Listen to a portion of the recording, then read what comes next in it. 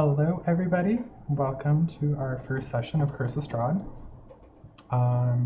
We're starting off in Death House. All five of you have been wandering around doing whatever it was you were doing in any capacity.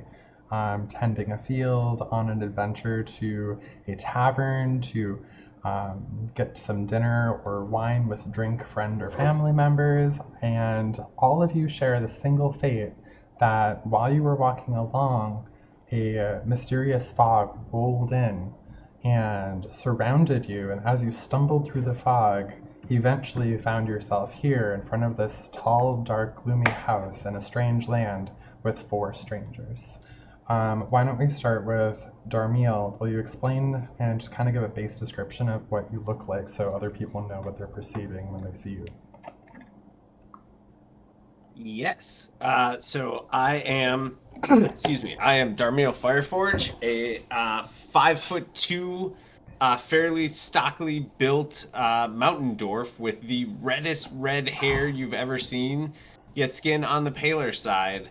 I'm 75 years old, so I'm just entering sort of adulthood for a dwarf. Marvelous. Sparrow? I am a snow elf. I'm short for an elf, about 5'6", 118 years old, so very much a young adult for an elf. Very effeminate, pretty looking male, although very not overly built, but very like lithe athletic kind of build. But you can tell I've been practicing with my weapons a lot. Ember? Ember I'm a half elf, half human, about 5'10", moderately slender build, sort of a dark brown hair, have that pale complexion that implies I spend a lot of time in dappled shade. About 30 years old, so certainly young by elf standards, but an old by human standards, and so in that transition spot that you find half elves. Serene. I am a tall cat. I am orange with brown stripes, and I move like a dancer might. I am 20-ish, and I have green eyes. What else was I supposed to say? No, just what people see when they see you. This is the first time everyone's perceiving each other, so just like a general, this is what I look like. I'm wearing loose, easy to move in clothing, and no shoes. Alrighty. Shepherd? I'm a Warforged, so I'm very tall. I'm 6'8". I don't have any kind of noticeable gender. I have bluish eyes. Obviously, I am a robot. I'm about 3 years old, so I'm fairly young, but by standards of a Warforged, you can't really tell that. There's no discernible age for what a human can see. Alrighty. So we'll start off by as you enter this area and you perceive all of those descriptions that we just went over, you find yourselves as a group standing before a row of tall, dark houses, all dark as tombstones. Nestled in between all of these closed up shops, there's a tavern nearby that's been boarded shut, and a soft whimpering draws your eye toward a pair of children standing alone in front of a lifeless house.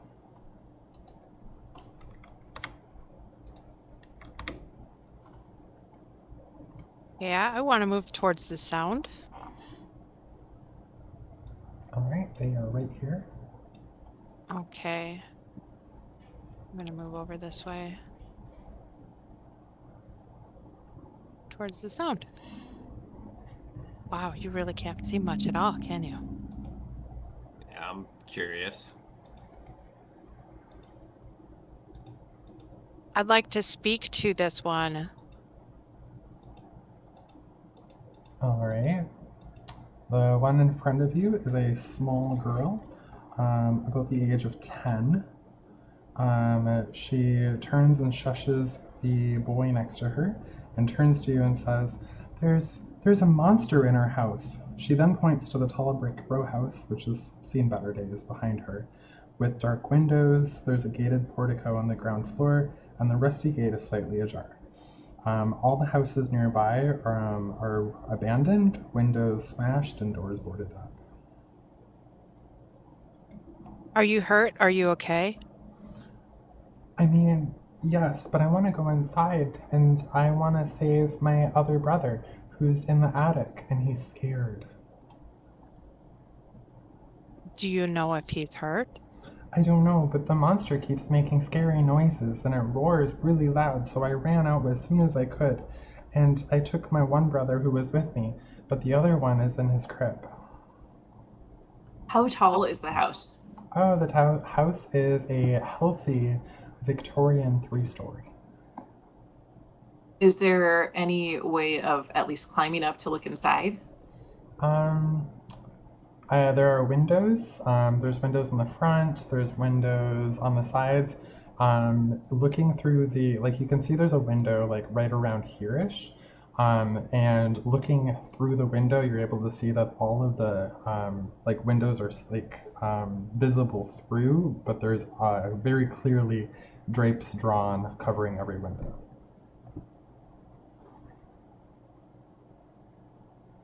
Can you tell me how old your brother is? Well, this one In right here is 7. In the house? Oh yeah, he's 5. 5? In a crib? Yeah, well, mom and dad are not good parents. I didn't say that. How long Where has are the your monster parents? been here?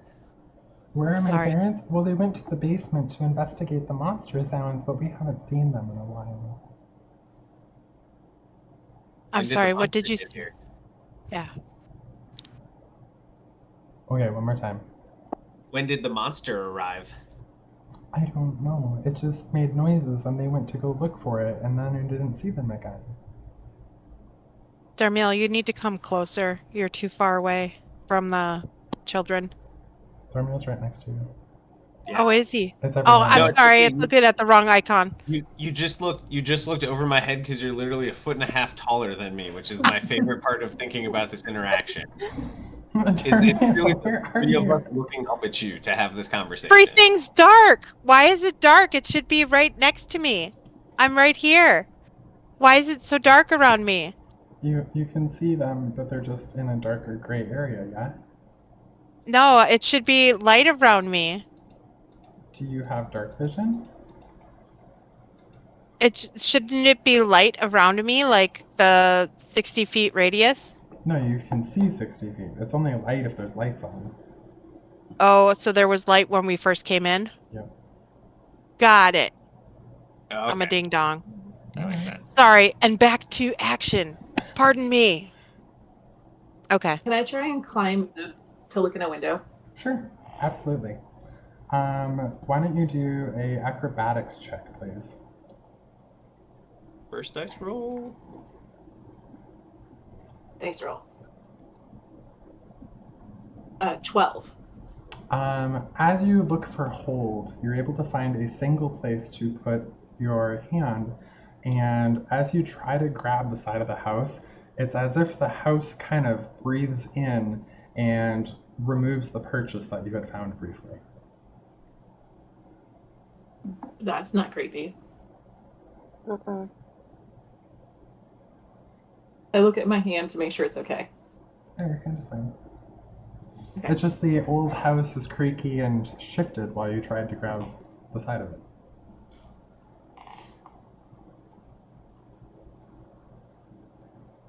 Are you gonna Are go there- save our brother? I'm just so sad and scared, and I'm just a child, so I can't go in there all by myself. No. As someone who lost his parents, I'm pretty much ready to run in here, and I'm looking, basically craning my neck straight up, seeing if it's, waiting to see if it's go time. Are there any other ways, like ladders or fire exits? You know what I'm talking about? Fire ladders or Looking around, the house seems to be very sturdily built. All of the neighboring houses, like I said, are just kind of really falling apart, but this one seems maintained. There doesn't appear to be any windows ajar, and there's really doesn't appear to be any like back to the house either, because it's kind of just lined right up next to the kind of torn down buildings behind and near. So it's just kind of the front door is like the primary entrance, but it is slightly ajar, so Okay. it might be easy access. Okay. I have another question. Mm-hmm. So we just all appeared, and there were these two creepy children on this creepy street in front of this creepy house. Mm-hmm. That's correct. Can I do a sense motive, intuition? Do a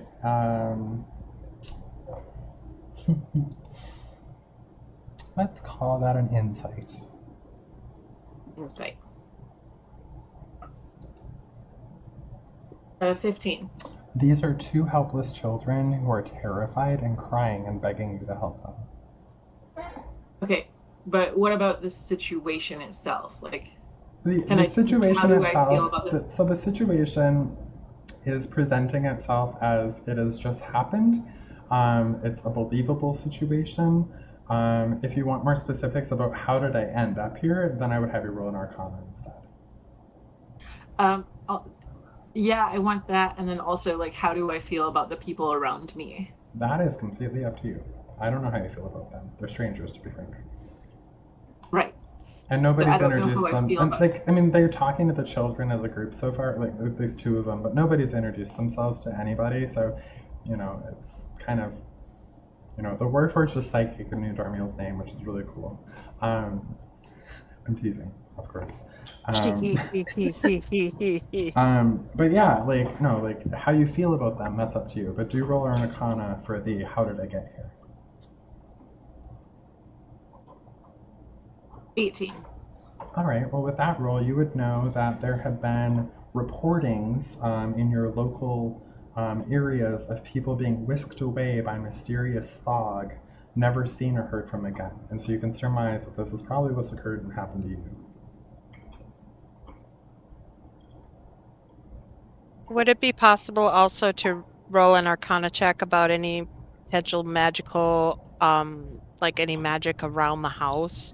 That would be Spells more or like, whatnot? if you have Detect Magic, a spell, you could do that.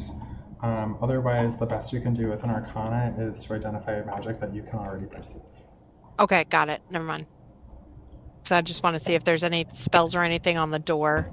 Oh, you could do a perception roll to see if there's like an inscription or a word or something you're familiar with or can see.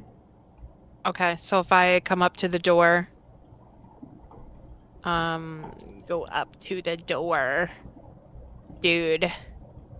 As you approach the door swings open of its own accord, revealing a very handsome foyer. Oh. I'm following. Yeah. I'm immediately amused by the door opening. I turn back and yell, "Hey guys, I'm Darmyl. I've been in the situation these kids were before, and I kind of want to see what's going on, and this feels urgent as I'm trying to see if anyone else wants to come play." Okay, so I'm gonna roll perception. All right. Yeah. And roll it. And I perceive nothing. That low, huh? It was a 12. Yeah. I would say that you can tell the door's frame seems a little damaged, so there might have been a small breeze that was kind of unnoticeable to you that may have blown the door open as you got closer to it. Okay. I So would say we should all stick together since this unknown situation is unfolding. I agree. Hi everyone, I'm Ember.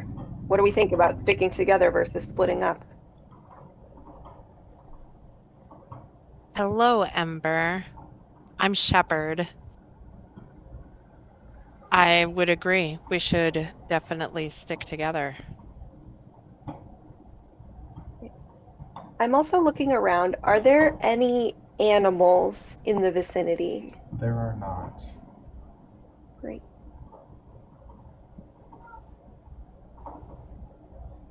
I feel like it's smarter to stay together than not. So yes, let's go see what we can do to help this child. Alright. You should be able to enter the house. Okay. I'm going in the door. I'm following the Warforged. I am not going to stand in line, but I will follow eventually. I collided with a wall. Yep, that would be a wall. Those exist. Did you say you're following as well, Serene? I said I'm not going to make a really nice line of people, so I will follow, but I'm going to wait for a moment. Okay, that seems fair. The girl is standing right next to you, and she's looking up at you, just kind of awe-inspired. Before you is a very, very ornate double door leading into the house. It is made of like a very heavy, dark, black-colored wood, very worn but well kept. There are little tiny skulls painted all over the door that appear to be laughing at you as you take a look around. I take a look at the door and I say, well, I've certainly seen less spooky doors, and I take a closer look at the door to just see if there's anything I can tell about the lock or anything. Is this a just fancy painted door, or is this actually something, spookier? Mm-hmm. Yeah, just roll a general perception then. All right. Actually, what's your passive perception? My passive is a 12, and I rolled a dirty 20. Okay. Well, either way then, we'll take the higher one, but we'll say that as you're looking around, you do note that the door here does not actually have a lock hole on either of the knobs, but instead has a pin on the underside of the right doorknob handle, and by pushing that, you can unlock the door.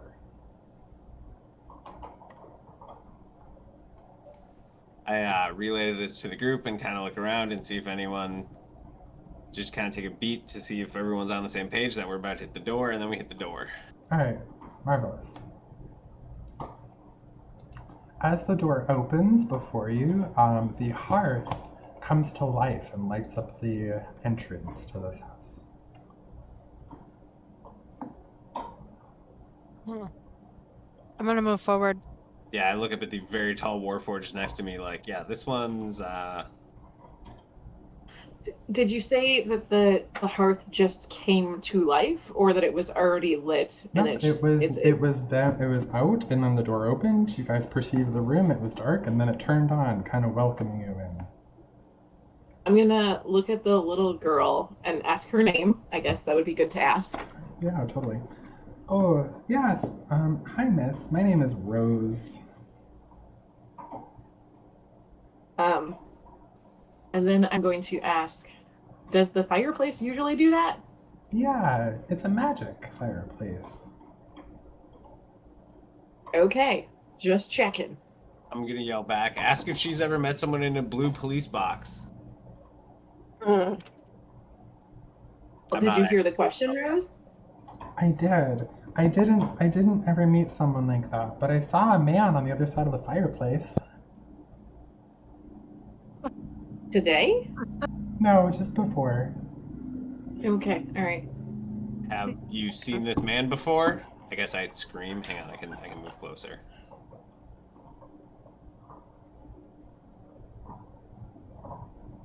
What? Rose, have you ever seen this man before? Or was when you saw him by the fireplace the first time you've seen him? Oh, it's the first time, but I'm sure it won't be the last.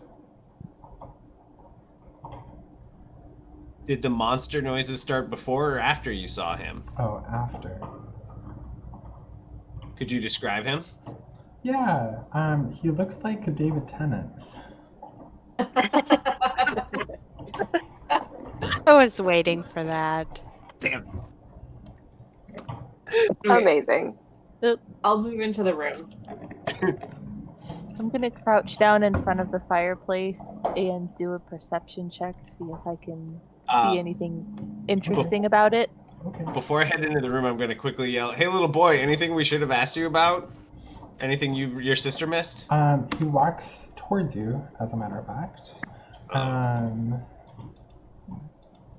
And he says, "No, the only thing is that you didn't ask my name, which is Thornbolt." What is? You said Thorngold? Thornbolt. Thornbold. Thornbolt, that's a sweet name. I'm Darmyl Fireforge. That's a boring name. Out of the mouths of babes. Wow. I pull out my warhammer and then calmly walk into the room. Oh, one more thing, he yells after you. Before you're able to step back in the room, Ember, into the hall, rather, can I get... So, Ember, you were looking back at him, and I assume that Darmyl and Shepard being in the doorway also were looking back at him when he said that? Yeah. Okay. Yeah. Yep. I'm not going to make you roll for this. You all see that he smiles much bigger than his face has room for, and shows his many, many rows of pointed teeth as the Right. door in front of you slams shut and locks itself. Uh-oh. Wow. Great. Well, I turn to the group and go, "I'm sure that was fine." In a very shaky sort of manner. It's fine. It's all good. It's fine. So you find Serene. yourselves in the main hall. It's a wide hall running the width of the house. There's the fireplace, to get back to you, Sparrow, is black marble. It is a very large, very beautiful black marble fireplace, wrong word. There's a long sword that's mounted above the fireplace on the mantle. Yeah, that's the fireplace. I'm sorry, what's above the fireplace on the mantle? There's a large, regular-sized longsword mounted. Thank you.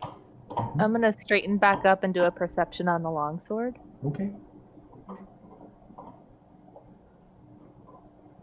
Go for that. That'll be a 20. Okay. Looking at it, you note that it is a non-magical basic longsword. However, there is a windmill cameo worked into the hilt of it. Is it Don Quixote's sword? Pardon? Never mind. I'm sorry, I don't understand that reference. I'm sorry. No, it was good. I'm there for you. Tilting at windmills. And did anybody else get it? It was lovely. Okay. Don't worry. It's a obscure reference. Move on. Pretend I didn't say anything. It's a dork reading reference, darling. Gotcha. We all know I only read D&D manuals. I'm tempted to grab the sword, but I'm practicing restraint. Okay. Feel free to look around the area around you. Are the stairs? Do the stairs go up or down? Are there stairs at the end of the room? Yes, those are stairs. So these stairs are actually made of a very, very luxurious, very expensive red marble. They do go up. Thank you. Red marble, eh? Black marble fireplace, red marble stairs. What do the walls appear to be made out of? The walls appear to be made of ornately carved stone, sculpted with images of vines, flowers, nymphs, and satyrs. Ooh. Interesting.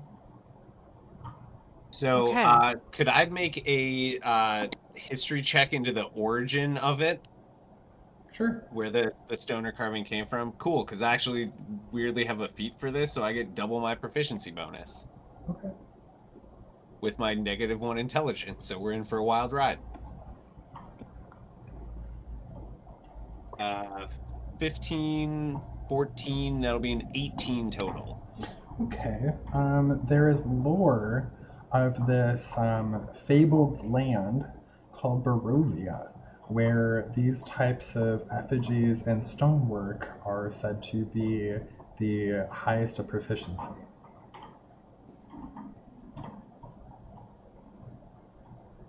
So this feels like a pretty fancy place. Is there anything on the doors? Are there any carvings, the handles, anything special about them? Well, so I'm gonna just say from a take away from gameplay for just a moment. So this lock here is actually a stairwell lock. Because the map has multiple floors, I have created hallways between each floor. And so this is actually just the entrance to the stairwell, if you will. So that is not a door, it's the stairway. I just represented in a, Okay. physical map. The other doors all appear to be just that same heavy black wood that the front door had. They don't appear to have anything fancy on them.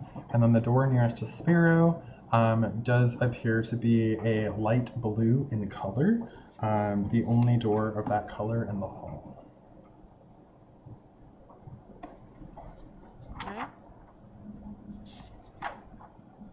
And is there anything on any of the walls, or the only adornments in the room that fireplace and the sword and then the stairs going up? Well, I mean, all of those, like the flower nymph, satyr, vines, all of those images, those are all carved into all of the walls. There's nothing else. There's no furniture or anything else. Nope, this is just kind of a landing area. There's no furniture in this room. No other decorations or anything. Okay. Just a fireplace that lights itself. I would like to choose a door to go through. So I'm gonna say, does anybody? I'm gonna suggest we do this door over here because the blue one is creepy.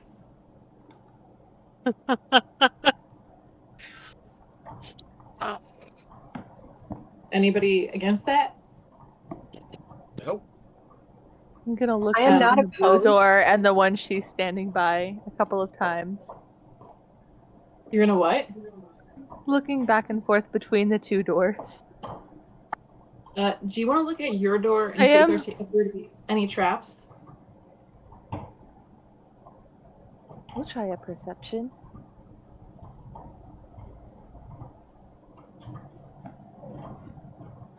And I would like to check my door too. All right. Roll a perception. Sparrow first. I got a 17. All right, and then Serene. 5. Serene, that is a very safe, perfectly normal door. Sparrow, Love that is also a very safe, perfectly normal door. It happens to be blue and it happens to be locked. Well, dang it.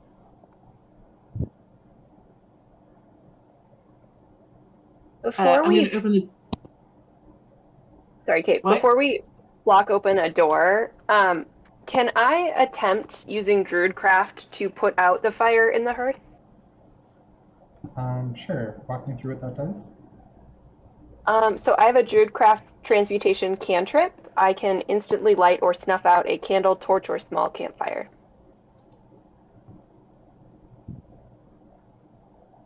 So whispering to the spirits of nature and relying on my phenomenal inherent druidic abilities, I would like to try putting out the fire and see if it comes back.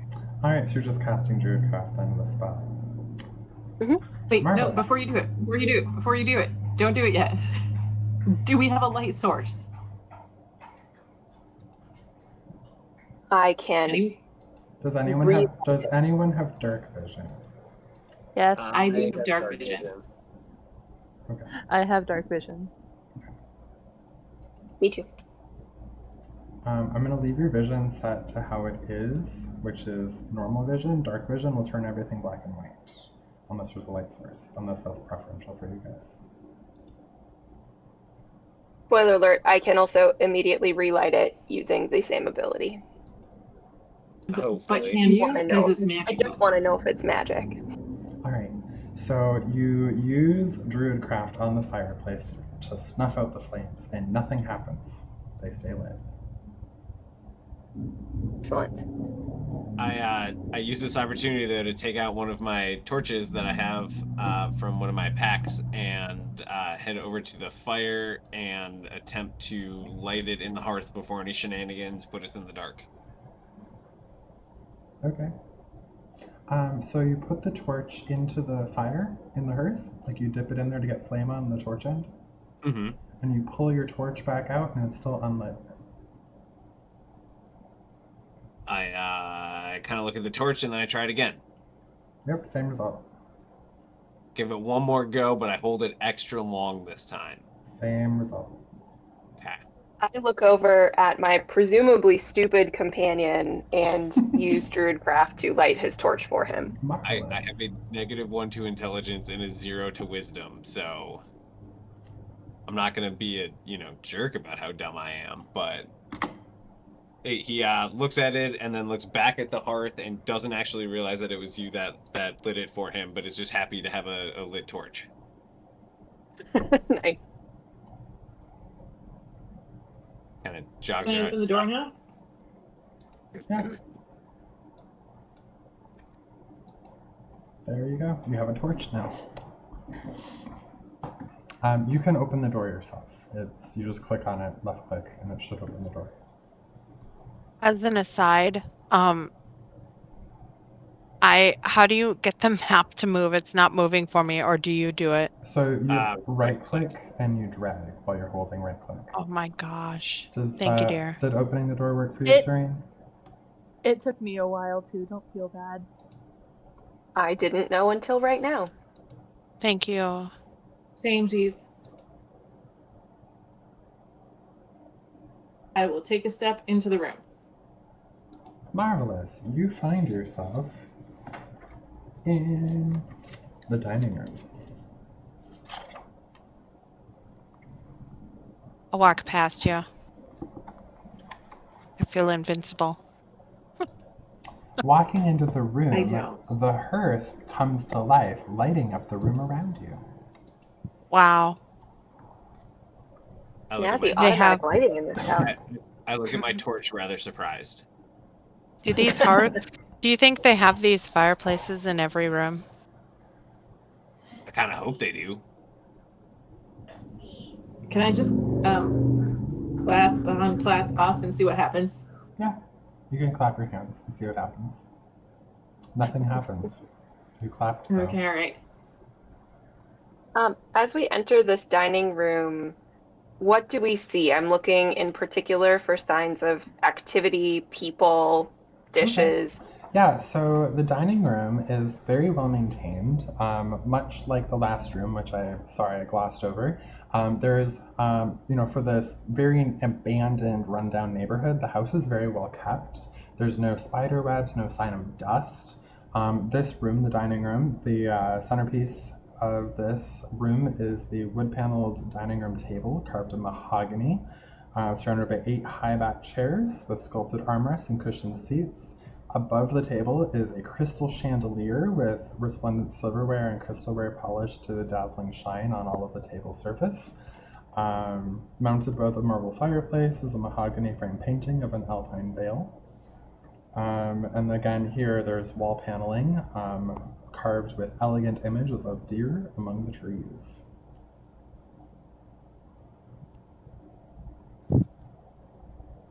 Are there, excuse me, it appears there's a couple of windows.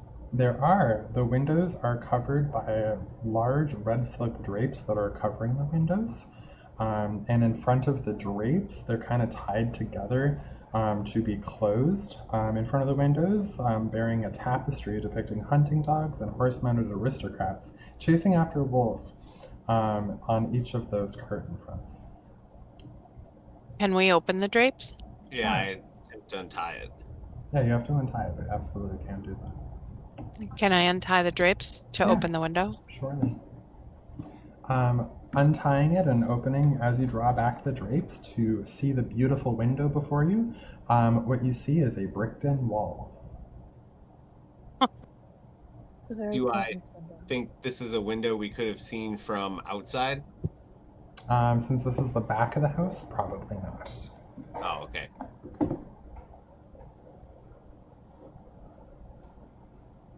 Okay. Is there anything underneath the table? Perception for that. It's kind of dim here, Okay. even with the torch and the light. Very shadowy down there. Rolling. No, nothing. What was the roll? 5. Yeah, it's under the table. It's very clean and sparkly, no dust, just like the rest of the area. Oh, my rolls are crap today.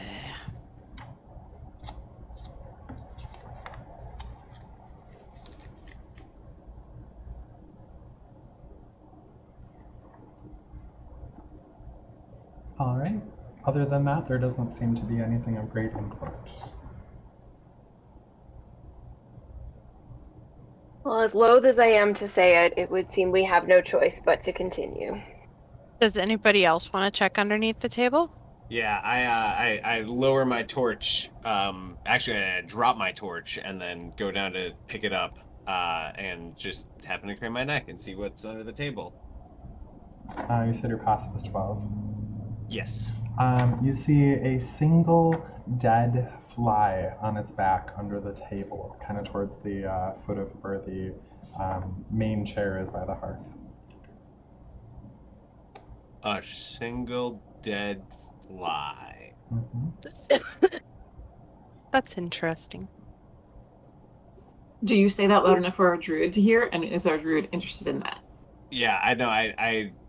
I'm looking down there and I go, I think it's just a fly down here. Seems Yeah. weird. How It fancy must this be. place is. I take a quick perception, perhaps, or excuse me, I'm looking around and continuing to try and sense around me to see if there are any living animals or creatures. I'm assuming it feels like that fly is pretty dead, but do I sense any other living creatures? As you kind of like take a moment to really center yourself and like feel what's around you that's alive, it's really hard to focus on sounds past like the creaking and shifting of the house around you. You can hear kind of like maybe above you, like there's kind of a squeaky floorboard, possibly being blown around by wind or maybe from pressure. But past that, you really can't tell of any sounds as you're trying to listen around you. Thank you.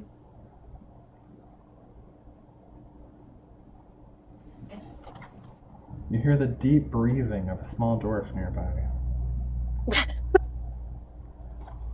He's just stood up.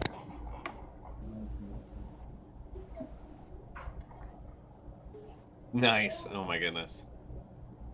Anything interesting on the table? Nope, just very ornate, very gorgeous, very expensive, exquisite dining set.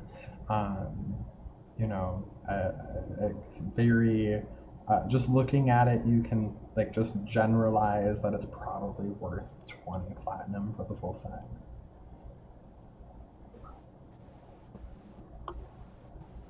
If that's Very this would be display where I house. want to be. One more time.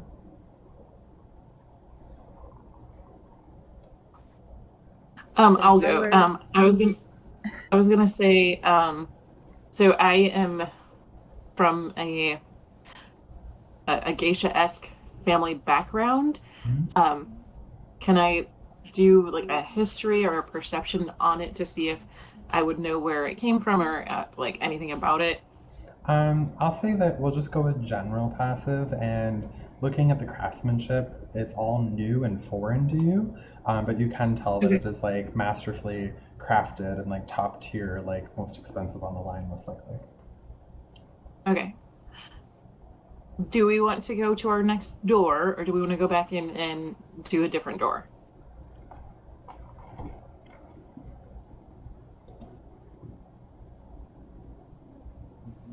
Go ahead, open the door, Darmyl. Yeah, I say, Let's continue onward. Yes. Alrighty, let us go. Alright. So then I think we head down to the head towards the Blue Door pub. Yes, passing the door to your left, which is shut, you go across the hallway to the locked blue door.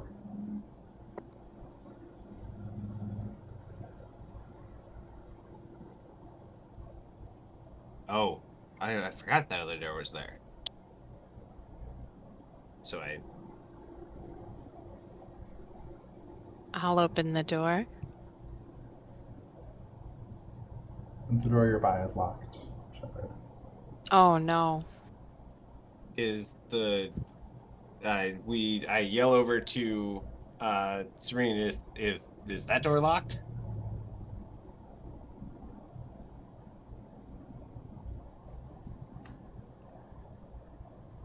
Serene is on mute.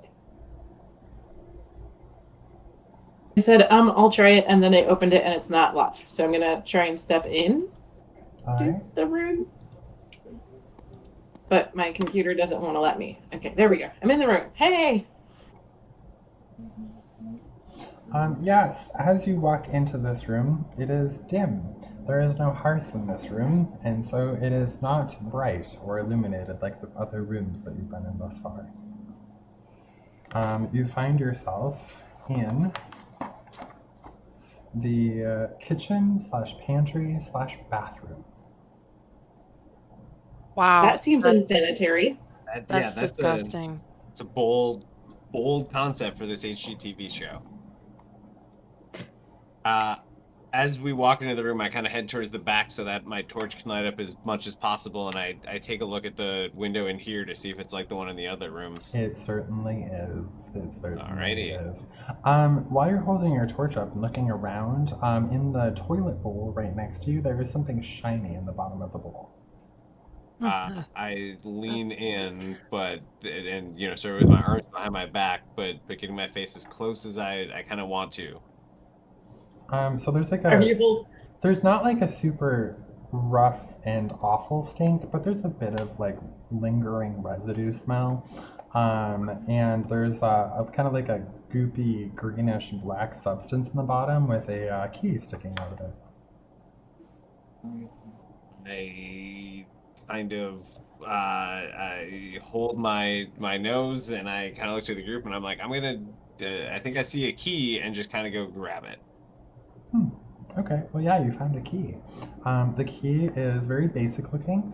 However, on the kind of the part you would grip, it has a small little circle that's kind of colored in blue, light blue.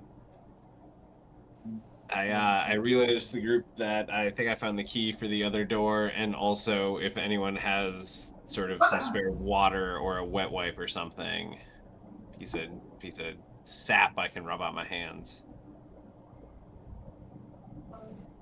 You're very Does anybody clever. have presti-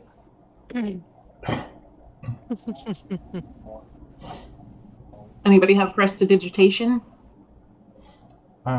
As you are in the room, do note that there's a very nice, tidy kind of kitchen area right next to Ember.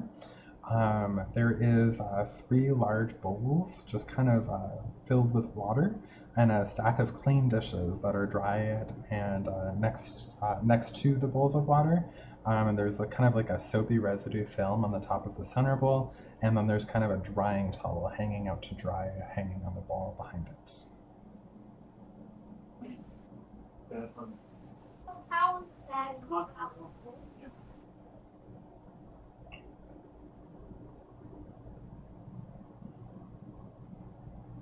I think you should wash that.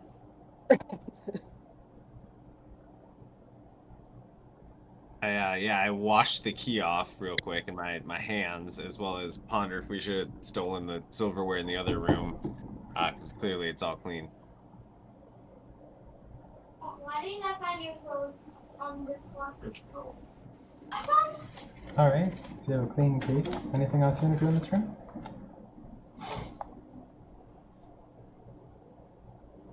Can I just do a general perception check? My spidey senses are tingling, and I'm immediately suspicious of everything about this house. Okay. See if there's anything I missed. Oh, that is a terrible. Great, so that's going to be a 14. Aside of the room you're in and the door you came through, there are 2 other doors in this room, aside of the things I previously stated.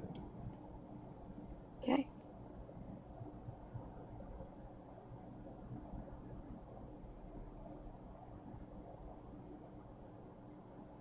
Who would like to choose the next door? I'm gonna do a perception on the door in front of me. Okay.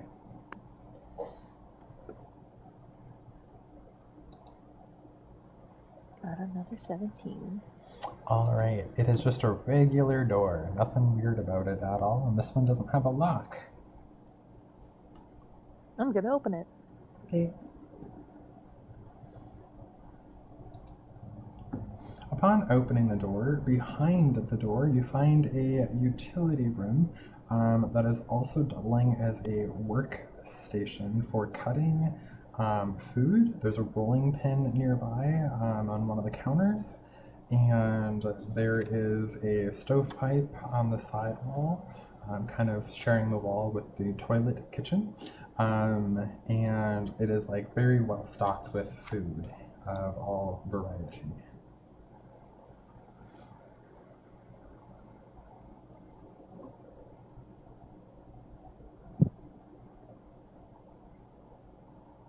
Darmyl starts looking at Nothing all that I the find food. interesting.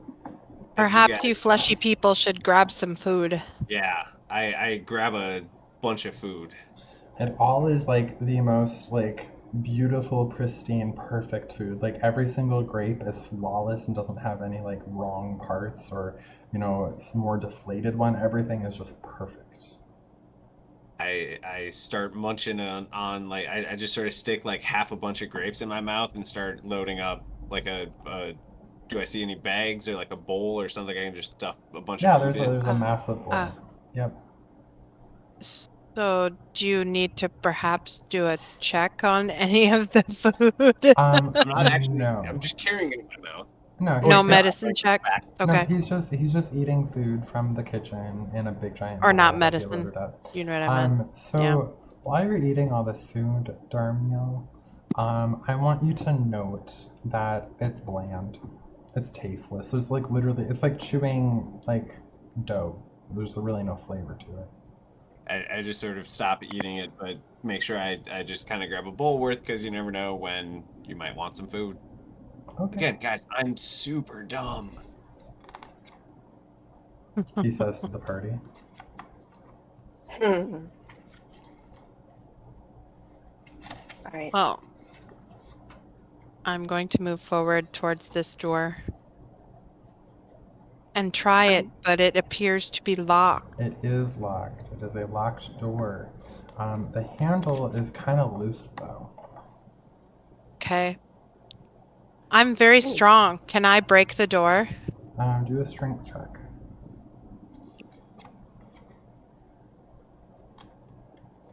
Strength check. Where's my strength check? Oh, It's the first box on the top left. oh gosh, I got a 19. Beautiful. So you grab the handle with your hand, and it just kind of falls apart and crumbles into pieces because you probably grabbed it too hard. And the door is now open, revealing a dumbwaiter behind the door. I would rather have a smart waiter, but you know. Nice. Woohoo! I was gonna say, is that for Darmyl? Is he a waiter? Let's be clear. Also, Serene is not smart. I'm currently carrying around a bowl of food, so I do think this is slightly directed at me when someone says, "Ooh, a dumbwaiter." The dumbwaiter. I fit in it though. You do not actually technically fit in it, because it is a 2-foot wide stone shaft that has the wooden elevator box attached to a simple rope and pulley mechanism. Yeah, I know, but I But fit yes, in it. I know you fit in a 2-foot wide box. I'm aware. I see it with my eye holes. I couldn't help myself. If I were a pixie, I would fit into it, So, but so what you're saying is that it is in fact bigger on the inside? it Um, is, in it is. fact, bigger on the inside. It is actually. I believe Okay. that's also just our Warforged shoving its head into a tiny, tiny box until it realizes it doesn't fit anymore. So many things I could say. Inappropriateness.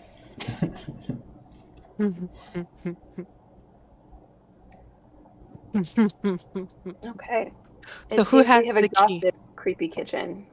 What was that? Who has the key? I have the key. Who has Are you hoop the keymaster? I am. Well, let me move. We're Or all are you lost. the gatekeeper? I think at this point my ability to click the mouse is the gatekeeper. There we go. Come on. Zoom. Drag. Alrighty, so I come over and I just before I put the key in, I just sort of look at the key in the door. Just sort of as I'm figuring out So you're anything or holding the not. key in your hand in front of the door, but you're not putting it in the hole yet? Not quite yet. I just wanted to I haven't looked at this door yet, so I just sort of wanted to take a peek at the door that seems to match this key that I just found. Marvelous. Well, as you are holding the key there in your hand, the key just kind of magnetically pulls itself into the hole and unlocks the door and swings open before you. I yelp and kind of like jump startled when that happens. And then head in.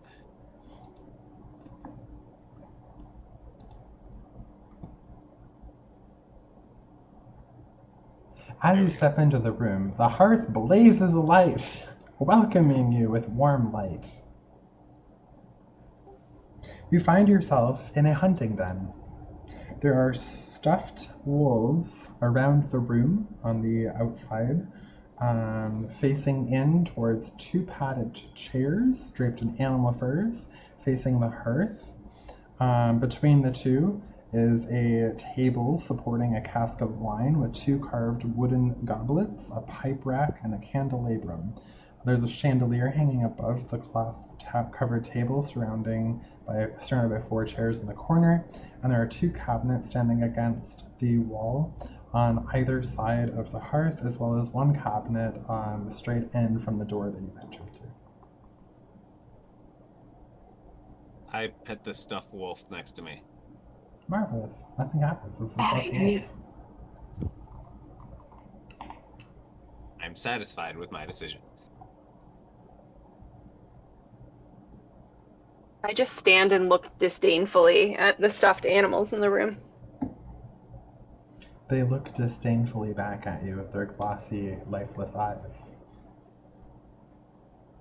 I'm taking notes about them. They're very interesting to me. What was the cabinet situation again? There were 2 of them? So there's a cabinet here, there's a cabinet here, Yeah. and there's a cabinet here.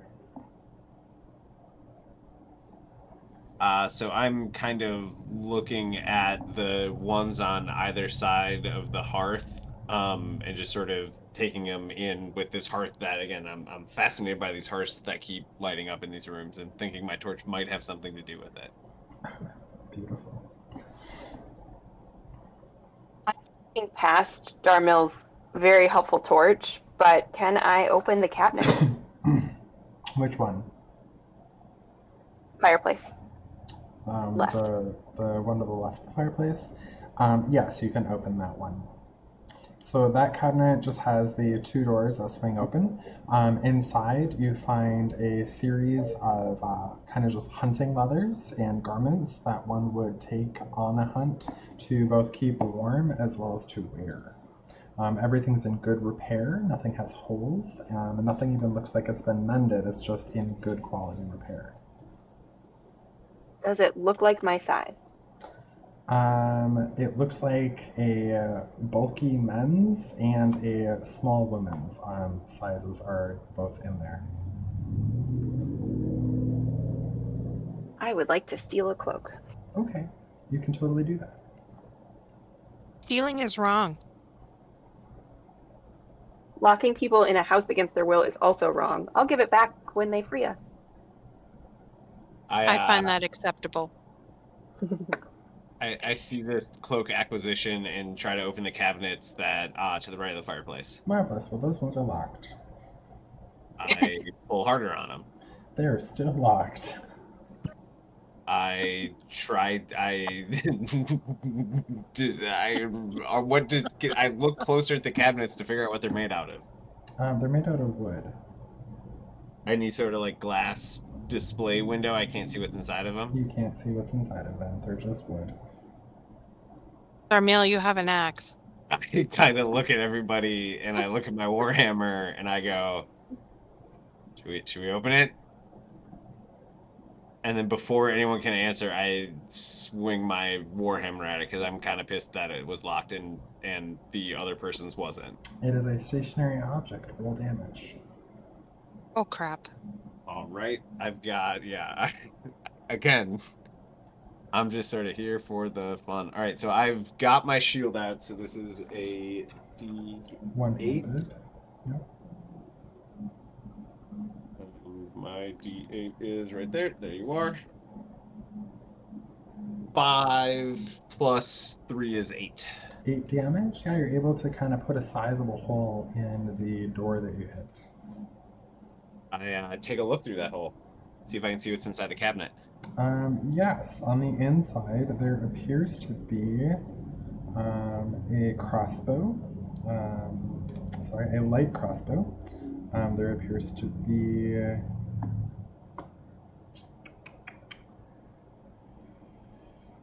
20 bolts and a hand crossbow as well, with also 20 bolts. All right, I rip the cabinet open the rest of the way. Mm-hmm. And I go, yo, who needs a crossbow? As I grab the hand crossbow and the bolts for it. All and leave right. the bigger one. All right, and there is a light crossbow and 20 bolts in there as well, for anybody else who wishes to take it. I'd like to open this guy over here in front of me. Yeah, you can open it. It just opens right up, nice and easy, very well-greased hinges, very frequently used. Okay, anything in here? Yes, so there are 2 rings. Both of them are of exquisite make, very rich quality. One is garnet and the other is sapphire, and they both have etchings of a windmill in the stone. Okay. And let's see. Is it an Arcana check to see if they have any magical use, or? Are you holding them? I'm holding them. Yeah, you can roll an Arcana. 15. Nope, they're just fancy rings with a windmill etched into the stones. Okay. And refresh my memory, but my Warforged has a little pouch in my shoulder, right? Is it my shoulder? Or? You have one in your left forearm as well. It's my left forearm and my shoulder. Mm-hmm. All right, I'm just going to pop it in my forearm then. Okay, cool beans. No one else is going to grab the other light crossbow at all? Speak now. I don't think I can use it, can I? Can you use simple weapons? Is that can use but are not proficient in as a distinction? Yes. You can use simple weapons. You can use it. You just don't get a proficiency bonus.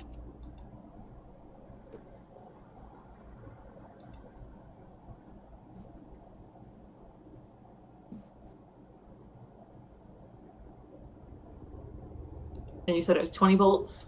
Yes. Okay. And so you're grabbing the second one? Yeah, I'm going to grab the... What was it? Crossbow? Light crossbow. Light crossbow. Light crossbow. Mm-hmm. Mine was a hand, right? Yep, yours was a hand. Yep. Okay. All right, Got so now that that's been established, Serene and Darmyl, the two of you hear kind of a light growling sound from nearby. The other three of you, however, do not hear this.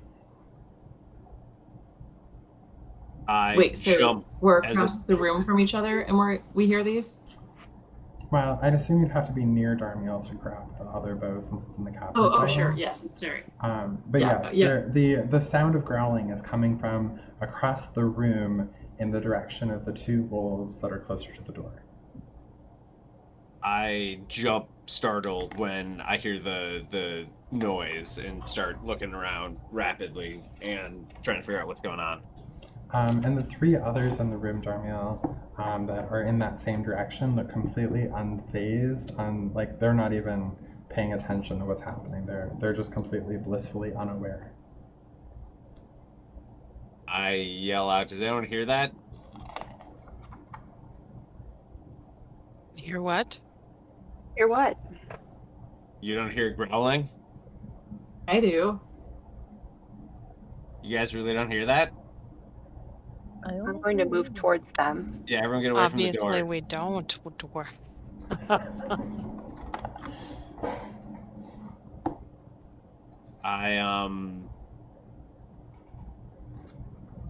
I sort of I put up my shield and sort of I got my shield and my warhammer and I start trying to I guess take a circuitous route towards the door so that I'm not cut off from it while just looking around. I'm just sketched out like crazy right now, so I'm sort of moving very slowly and I'm suspicious of every single thing in this room right now as I'm trying to just not be in the far corner. Marvelous. As you enter that space 5 feet away from the nearest wolf, the sound abruptly stops.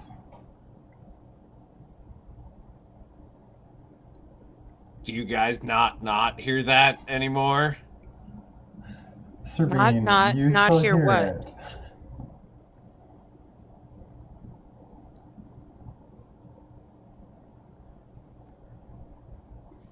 I yell out, there was growling, and now there's not growling, and you guys haven't heard any of this. Well, I guess you also hear the not growling, technically. Hey, Ember, can you come stand over by me?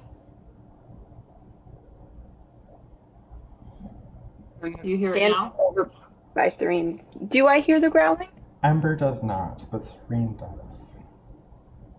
Can I just try handing you the crossbow and see what happens?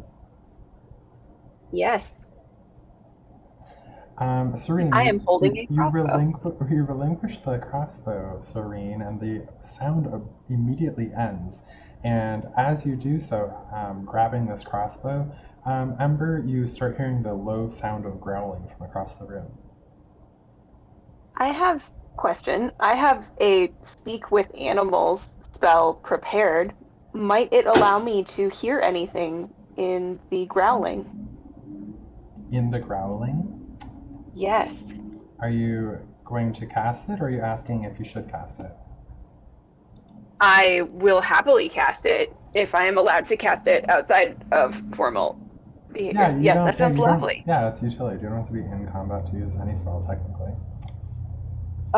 Yeah, as I'm hearing this growling, would like to cast Speak with Animals, which gives me the ability to comprehend and verbally communicate with beasts. All right, well, I assure you, the words you hear in the growling and the message conveyed is, why would you pick up the weapon that killed us? You're obviously a monster. How dare you do this to my family? I had cubs I wasn't able to protect as a result of this. They're probably out starving in the world. How dare you, you evil monster? Why are you holding that crossbow? Over and over and over, and other things of that kind of form. So I'm guessing that my soothing dulcet tones and attempts to calm the animal to speak with them, do they lead to any fruition? No, these are dead animals. They were stuffed Right. dead animals. Yes. Well, in that case, I'm going to this crossbow on the floor. Okay, well, doing so causes the sound to stop immediately. And I will also give you that, let's see, the spell lasts for 10 minutes. I'll give you that. Yes. Yeah, I'm gonna leave the bolts behind, but leave the crossbow behind, but I'm gonna hang on to the bolts. Okay. I'm just gonna run fairly scared out of the room. I think Okay. at this point. I wait. Do I haven't let go? Chest rules. Yeah. I'm fairly I'm spooked. done. I'm done with this room. Not wanting to be in there anymore. And I just kind of go, yeah, guys. Yeah. What's up? Do you guys? And I'm basically kind of just blathering and freaked out, and then I get out of the room and hope that I'm not hearing the growling anymore. No, you're not. It stopped as Okay. soon as you passed that threshold.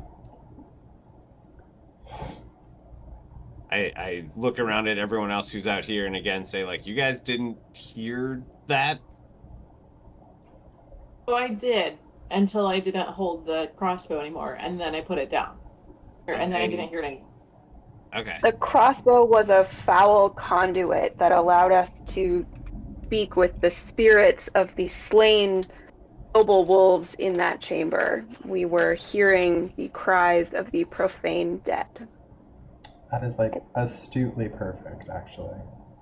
I hear that and I go, well, sucks to be stuffed, I guess, and then head towards the stairwell. Marvelous.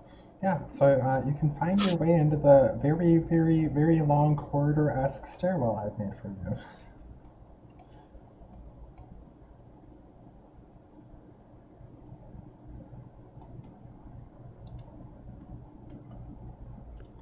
I just figure I'll head out first with the torch, and I'm doing this carefully. I'm looking around. I'm scanning the walls as I'm walking, or I guess stepping. Is this actually a window? No, it is not. Okay. It is a long stairwell. And is this a door like at the landing? That is like the continuation of the stairs to the next floor. Got it. Alrighty, so then I get to the top of the stairs and carefully head into the room, assuming I sense everyone else behind me. I'm trying to move, but I'm having a problem. So when you're moving your piece, do note that if you just click on it once, you can actually use the directional arrows on your keyboard to move like a video game. So you don't have to click and drag, you can just push buttons too, which is, I think, a lot easier. I have been doing that, but my computer is doing a big computer lag and has decided it doesn't want me to do things in real time. Alright, well let me help you move up to the party. There we go. Oh, you just jumped through a wall. I'm very impressed about that. Here we go.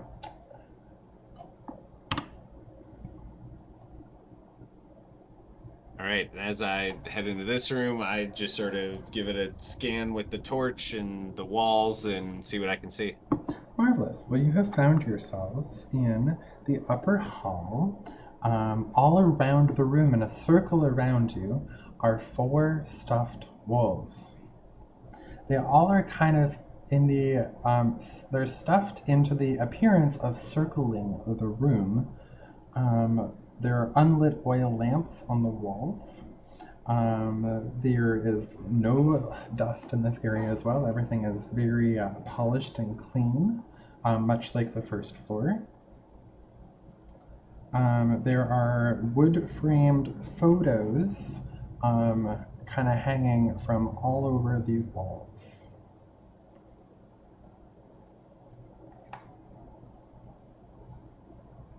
Are any of the photos of the children? Yes, as a matter of fact, 2 of them are smiling-faced children that you had met in front of this abode.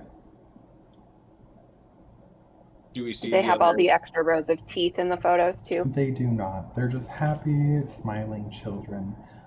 Next to the pair of the children, there are larger photos of a middle-aged man and woman as well, who have a striking resemblance to the children, or vice versa. Do we see any photos with another brother in it? You do not. So as I'm looking around this room, I go, hey, look, it's just those kids. Slightly oblivious to Interesting. that fact. As I still have my speak with animals spell active, presumably, I take a moment to walk around the wolves. Dead silence. Oh yeah. Died. Am I hearing growling? You are not, and these ones are silent. Do you think perhaps that the children out front were lying to us about a brother upstairs? I Never. absolutely do not. There's a brother in here we must save. I think they were lying. This family I'm must very continue. disappointed.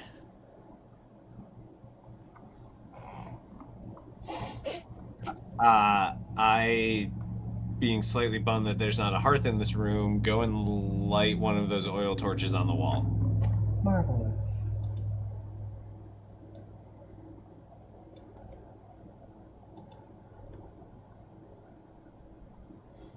And the light is lit. Lighted. All right, I go around the room and continue lighting torches.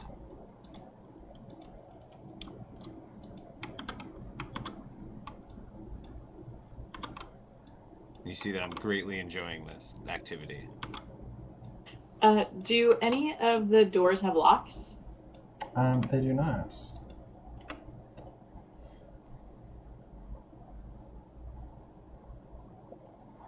We're in the safe part of the house where everyone is safe because they had to have got past the front door to get here, right? So it must be safe because all the doors don't have locks. So safe. Maximum safety.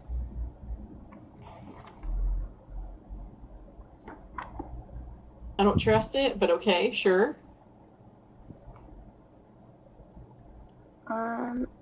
I would like to open the door that leads back towards the direction we came so that we're not potentially leaving things between us and the exit.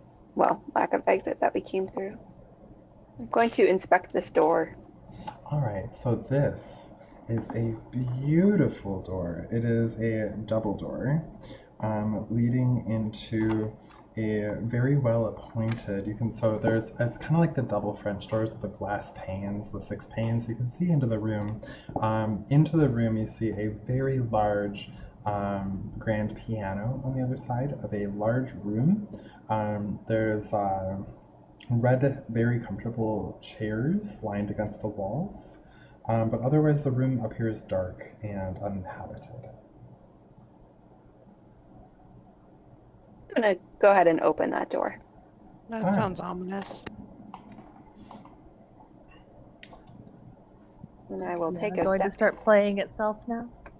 As you step into the room, the hearth comes alight. I once again look at my torch, Fireplace. fairly confused. The room, like I said, is well appointed. There's gossamer drapes covering each of the windows.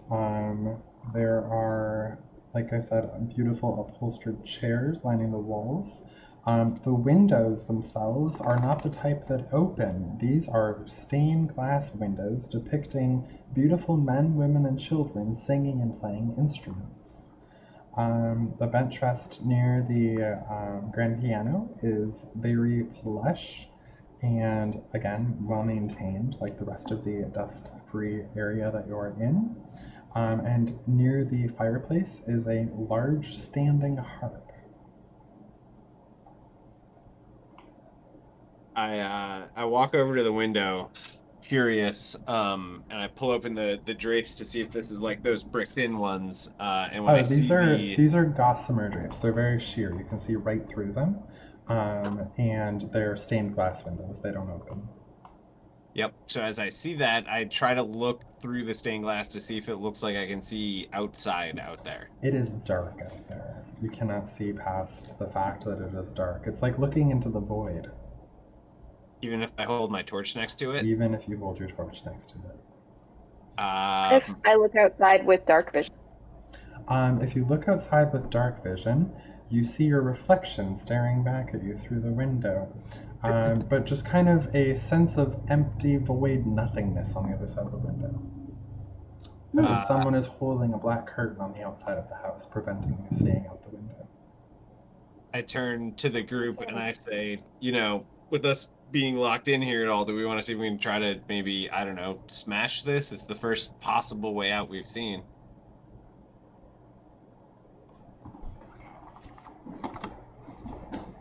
I feel like that's rude.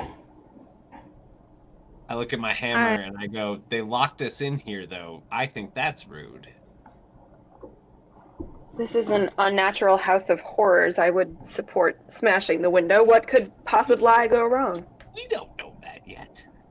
I'm not particularly happy with destroying property. Okay, I slink away, mentally noting that if we're trying to run out of here quickly, I'm gonna A, think I told you so, and B, smash the window just for fun. Great. I would like to push the keys on the piano. It is a in-tune piano. I'm bending down to look inside the piano.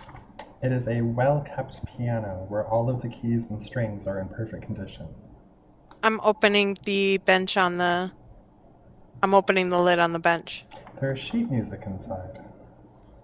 Rifling through the music. All of the music seems to be very cheerfully named. Happiness Trails, Beautiful Sunflower Gardens, etc., etc. I'd like to try and play the harp. All right. It is a standing harp, so it is a very large instrument, just under 4.5 feet tall. There is a small seat next to it, and you're just gonna pluck on the strings then?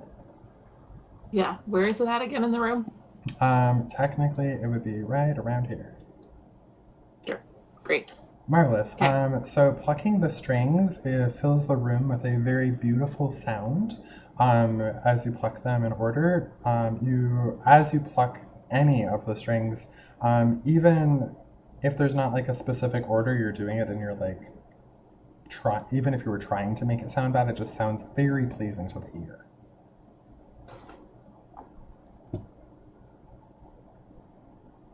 Have you played harp before?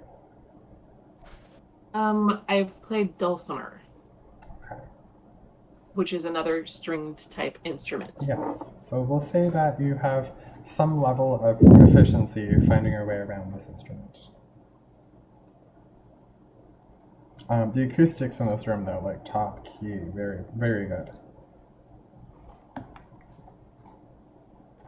I sort of hearing this and taking it all in and everything, I just kind of turn to the group and I just kind of go what is this place? It's a really good question. It's completely well appointed. We haven't seen any signs of damage, yet apparently there's some monster in here. What is this place? And also, how did they get a grand piano up that stairwell? Very carefully.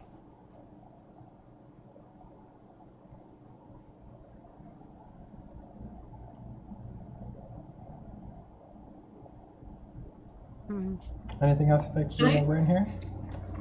Can I actively disbelieve the room? Yeah, totally.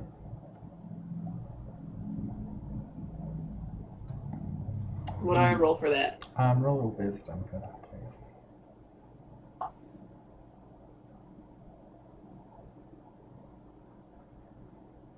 6. It is just everything it appears to be.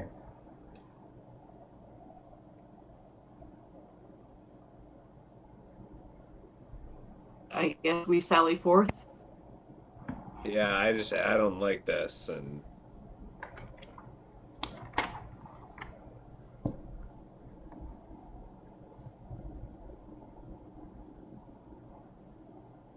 Okay. I'm gonna open the door in front of me.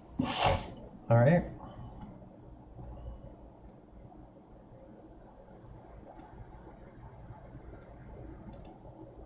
As you walk into the room, the hearth across the room from you stays dim and doesn't light up. There's kind of a sad weight in the room around you as red velvet drapes cover the windows. There's an exquisite mahogany desk and a matching high-back chair facing the entrance and the dead hearth fireplace. Above the hearth, in dim colors, up until Darmyl walks in with his torch, lighting up the room, there is a framed picture of a windmill perched atop a rocky crag in the frame. Situated in corners of the room are two overstuffed chairs. Floor-to-ceiling bookshelves line the walls opposite of the hearth, with a rolling wooden ladder allowing one to reach the higher shelves with ease.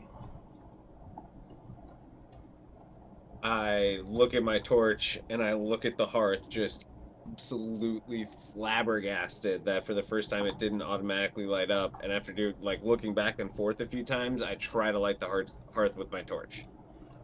Lighting the hearth with your torch gives a very warm fire life in the hearth before you. A functional fireplace? I Is just there kind of look at anything? it, still Sorry. flabbergasted. You're good. Is there anything on the desk? Yes, there is, as a matter of fact. There are a series of items. There's an oil lamp, a jar of ink, a quill pen, a tinderbox, a letter kit containing a red wax candle, 4 blank sheets of parchment, a wooden seal bearing a insignia. Yeah, that's what's on the desk. What's on the insignia? Would you believe me if I told you it's a windmill? What color's the ink? The ink is blue. The ink is blue, and the candle is of red wax. What kind of books are on the shelves? There are hundreds and hundreds of tomes covering the ranges of topics from history, warfare, and alchemy. Those are the only topics? I'm saying they range from one Oh, of those to okay. the other, so there's quite a few different types of books. Okay. There's also several shelves closer to the desk and easier access to the sitting chair in front of the desk, which are contain first edition collected works of poetry and fiction. Those are the ones that are closest to the desk? Yeah. Is there any kind of topic that, or I should say, any books that particularly stand out? Why don't you roll a perception check?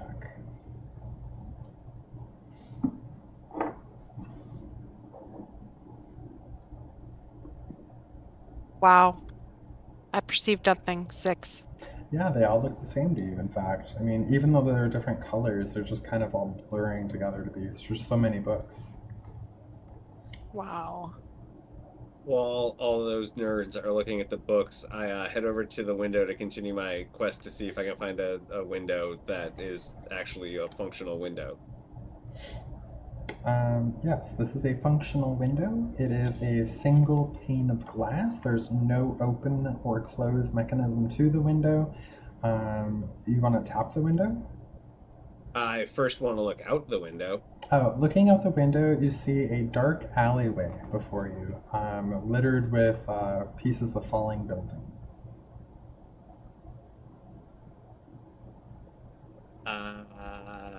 Yeah, I think I would sort of just a tap might be a strong word. I would at least sort of touch the window, maybe feel around the sides of it, just try to, this is the first actual window we've seen once we went into this house that ostensibly had windows, so I'm curious. Yeah. So, noting your second story, you're about 24 feet up.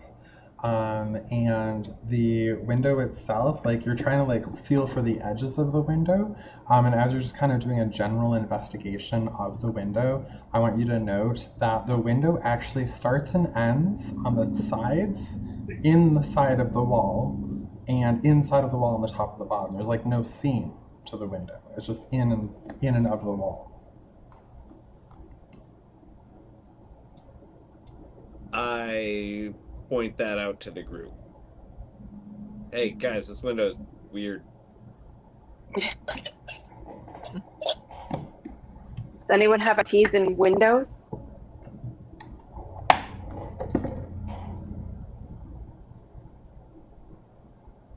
Have a what? Expertise in windows, I think she said. Thank you. Any bites? Anybody interested? I would love to roll a perception check on this window to cover for my poor joke. Okay. Do it the lazy way.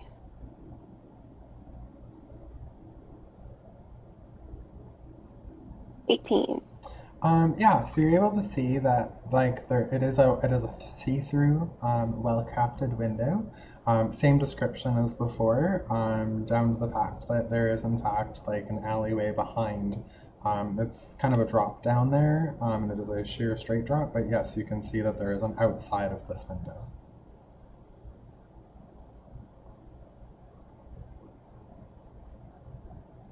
I share your excitement, Darmyl. It suggests that we are in a plane of reality.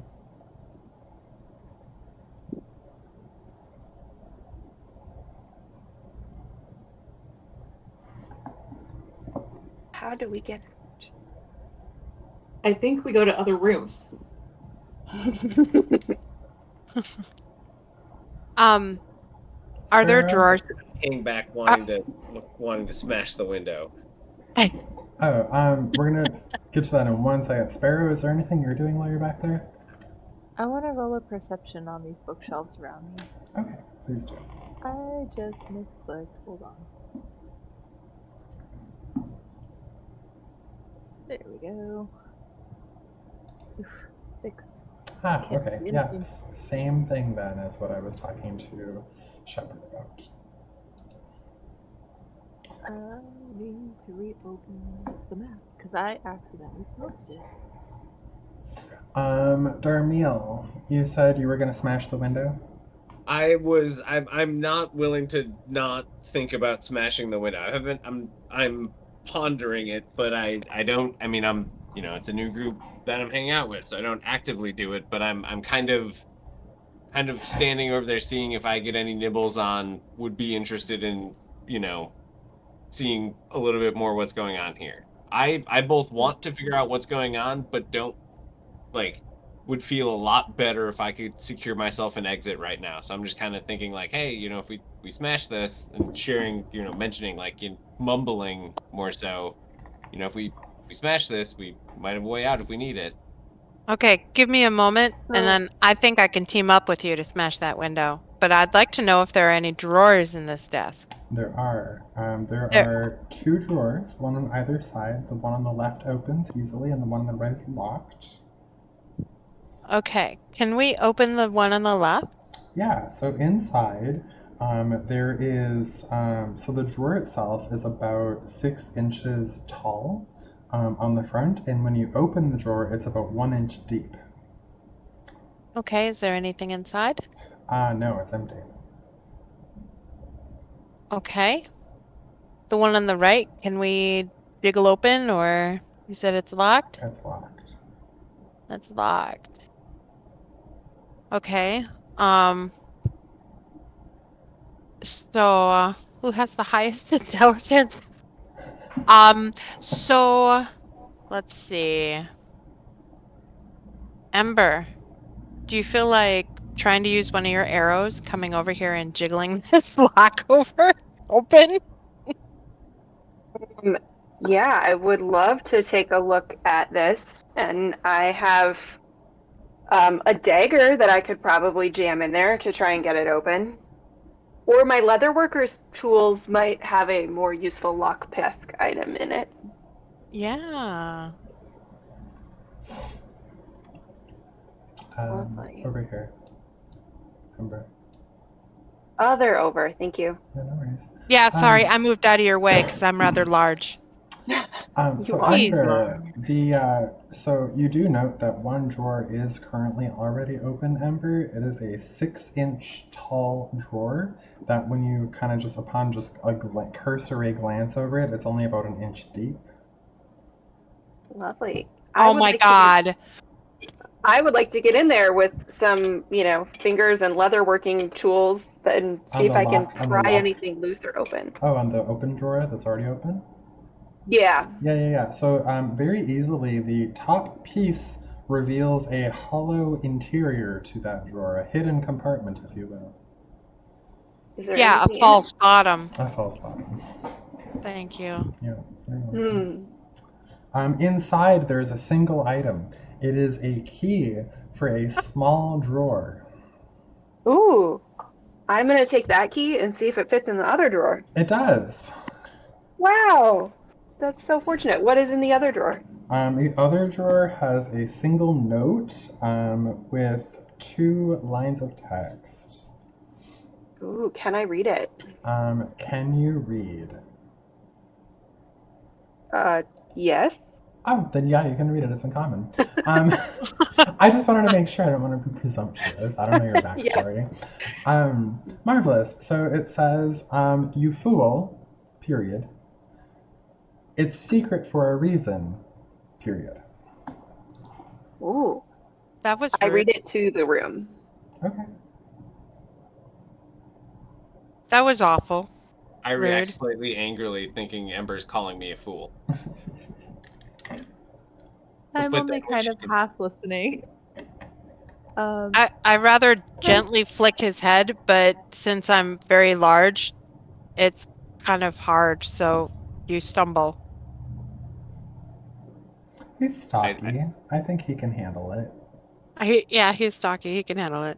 I mean, I might need an arm length check on this one because I am only 5'2". No, Like he's the only twist. like 6'6". I mean, I'm 6'2" and I give hugs to people 5'2". It's about the same thing. I'm 6'8", but I flicked you. Oh. So that's kind of like a cuff, you know? Yeah. Yeah.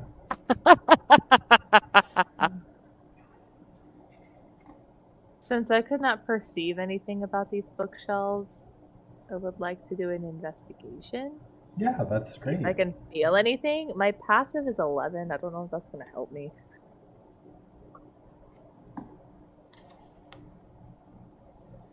Roll your investigation. I rolled a 9. So. Oh, well, that is not gonna find you anything specific. A 9 will find you a single book that has a different texture on the outside than all the other books. That's it. It's I'm the gonna pick Monster it up. Book of Monsters. Pardon, Sparrow? I'm going to pick it up. Oh, so this is a book all about sexual positions. It's the Monster Book of Monsters. It very much is. Apparently. And we're going to put it right back where we got it. Ah, marvelous. I can put that in my pouch if you like. Not If you kidding. read the title out loud, I just slowly start looking at other books on the bookshelves. Oh.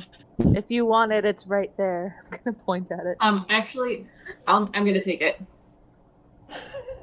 Okay.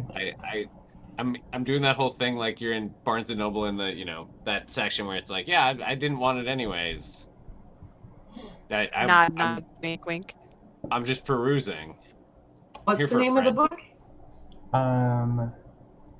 The title of the book is A Lover's Guide to Humanoid Relations. Huh. Seems perfectly normal to me. May I also scan all of these bookshelves with my passive perception of 15? Yeah, you sure can. A passive 15 will garner you the.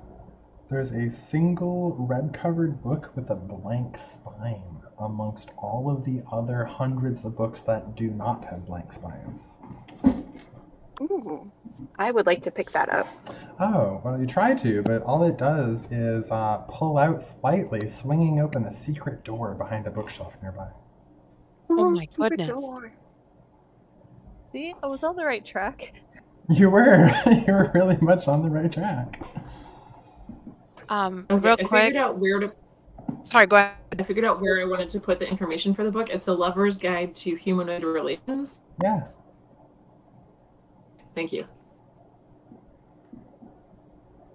Real quick, can I try to break this glass window? Yeah, I don't see why I just not. need to use a strength check, right? Yep, it's an immovable, moderate object just sitting there, doing its own thing, existing. You can just smash it with a hammer.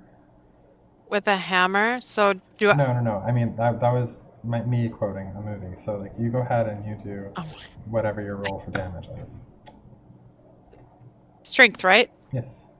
I didn't do shit. Well, no, I mean, not a strength check. So on your character sheet, you'll roll with your weapon. Roll with my weapon. So if you go under your actions, so you have a mace, you hit that. The +2 is to hit it. You're just rolling damage, so you're gonna roll the 1d6. Oh. So I'm gonna roll with my mace. Yep. A 3. Okay. So doing the damage against the glass looks the same and is unscathed by your action against it. Darmyl runs over seeing this happen and goes, "Oh, me too," and takes a swing as well. Okay, roll your damage. That's 5 total. 5 total, yeah. So in addition to the 3 that already was happened on this glass, the glass is just in perfect immaculate condition. There's not even a smudge where you hit it. Stupid head. I swing my hammer at the chair next to me just to make sure it still works. Oh, yeah, so the chair is now in splinters and is broken. Alright, I look pretty okay with the world all of a sudden. Oh, okay. I will investigate this hidden chamber behind the bookshelf. All right. So the secret room contains bookshelves packed with tomes. There's a heavy wooden chest with clawed iron feet against the wall, and the lid is half closed. Sticking out of the chest is a skeleton in leather armor. Ooh. I would like to look at the skeleton and chest without touching it more closely. More closely. All right. Roll just a perception for me.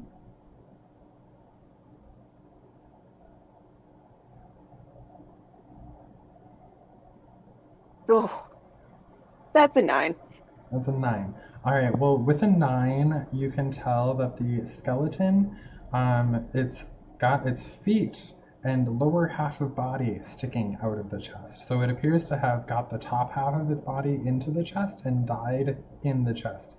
And the lid being partially open is because it's unlocked and probably swung closed at some point in time on his dead body as he decomposed.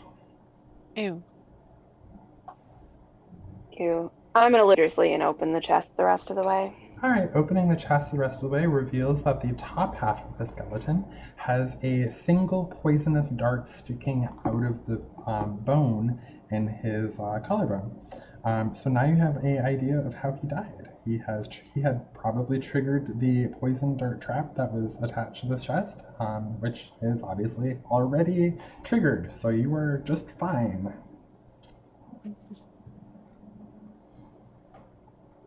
Just fine. You mean we're still stuck in a house that's creepy? Yeah, I mean that's fine.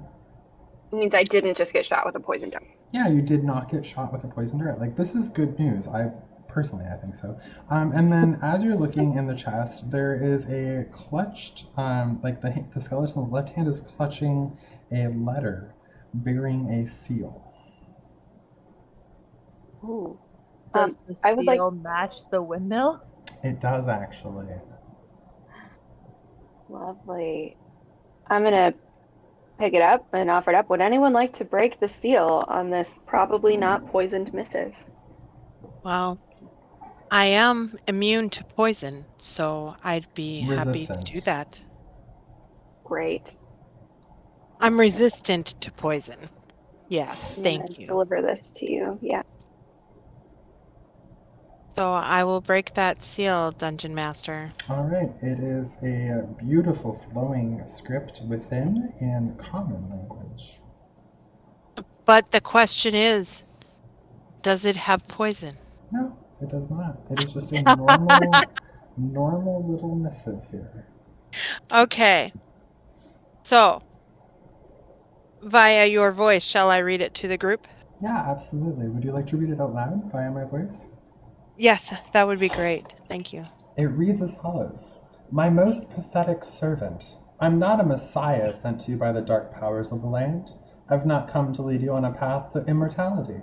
However many souls have bled on your hidden altar, however many visitors you've tortured in the dungeon, know that you're not the ones who brought me to this beautiful land. You're but worms writhing in my earth. You say that you're cursed, your fortune spent.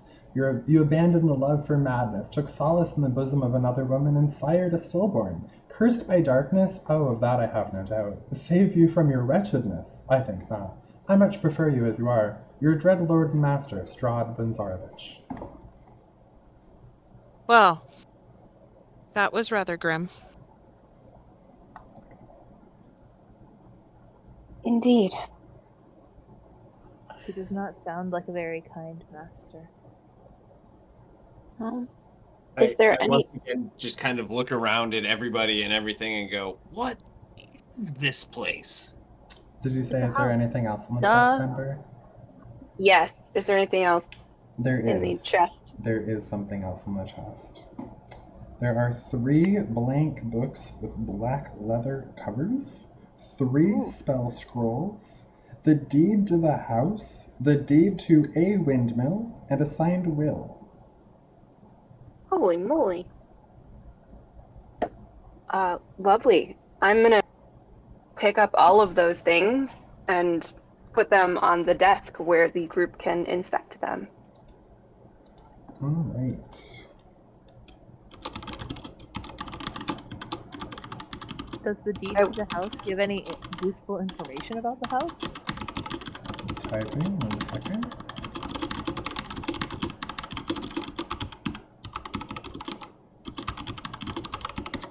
There may be typos, but there you go. You said the deed or the will? The deed to the house, does it have any useful information about the house? Oh yeah, so the house is currently owned by a one Gustav and other Elisabeth Durst. That's what it says. It also says that it's a 3-story house with no basement. Very specifically says it that way too. No But basement, you say? But Yeah, the little girl said the monster was in the basement. yeah, or I thought the parents went down to the basement too to go check it out. Yeah, they most definitely did. Any May I? chance the little girl was lying? Absolutely No not. chance. No chance. May I inspect the spell scrolls? Yeah, absolutely. Just you can look over them using just general arcana knowledge. Is that a check? That's a roll. Yeah, it's an ability check for arcana. Pure luck. 16. So you identify the 3 spells as Bless, Protection from Poison, and Spiritual Weapon.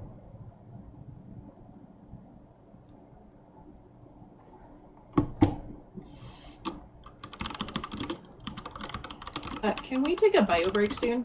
Yes, actually, we're about to do that. We're just going to get past the treasure part, and then we will do that.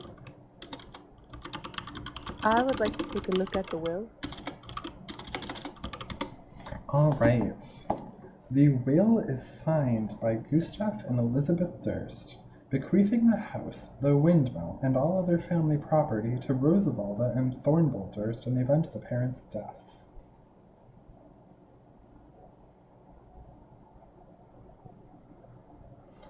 No mention of a third child. No? Nope. And it is signed and dated by both of the parents. What were the children's names again? Rose Rose and and Thornbolt. Yeah, thank you. Oh, What's the date? So you all have some semblance of the timeline in which you currently live because you're from the same time. And looking at the date on this will, do note that with basic intelligence, so anyone whose intelligence is above a 10, you would know that this is a will from about 200 years ago. Interesting. I look at the group and I go, "What's this thing?" Me too. Of course, sweet children's. No, seriously, guys, I need someone to explain what we're looking at to me. I don't get it. Me too.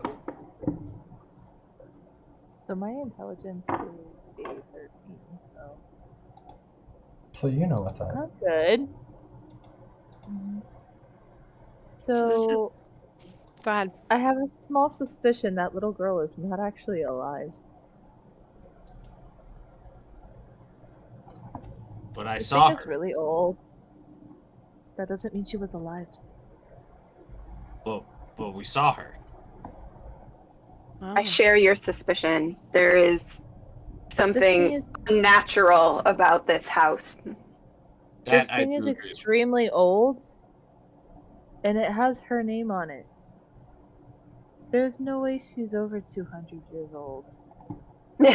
She's 10. She told you so. She could have been lying. Or it's Fantasy of Ada. Can Or we she could crack be not open? alive. Maybe she Oh. was 10 when she died.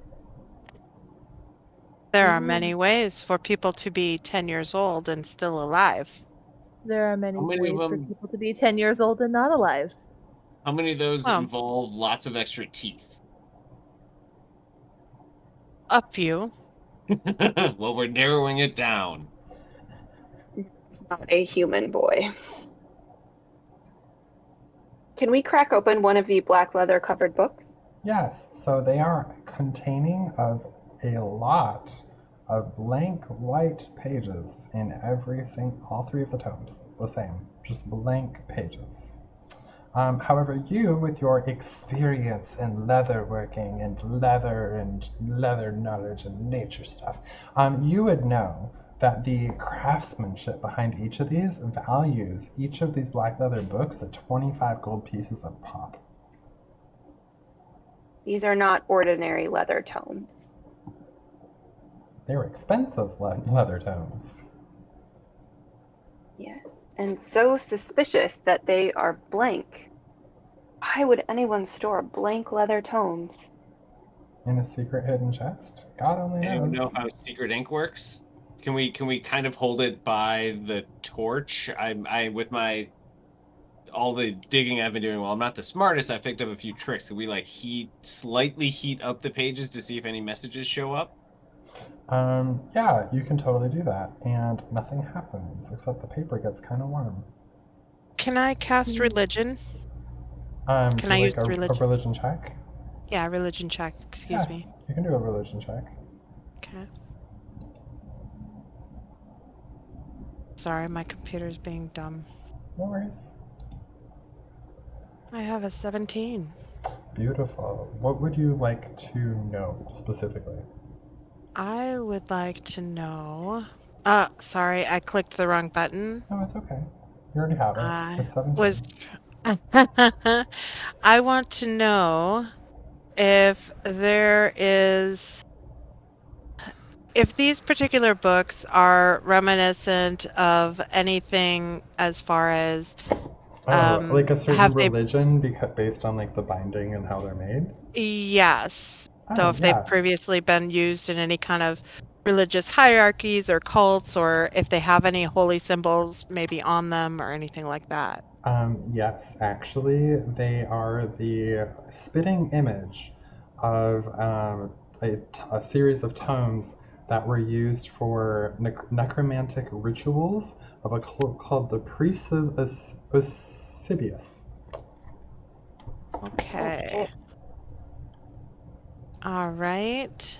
And then would it also be possible to do a history check? Yeah. To see if there's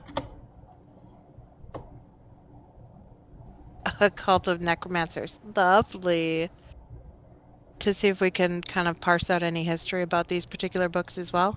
Yeah, so these are like these tomes themselves are blank, but you can recall historically what you would know from previously having seen these people in historical tomes.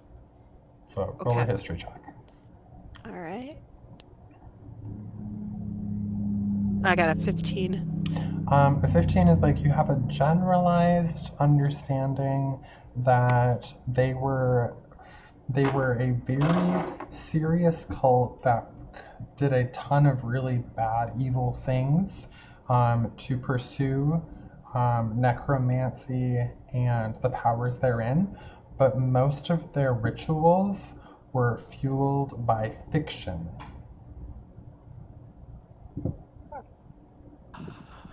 So they were kind of a joke that was brought up in the historical communities. In a sad way, because obviously they sacrificed thousands of lives for literally no reason. Okay.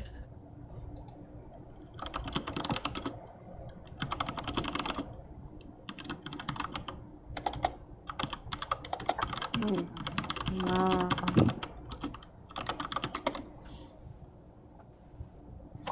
All right, well, before we continue exploring this wonderfully not shady, not deadly, not scary house, we're going to pause for a break.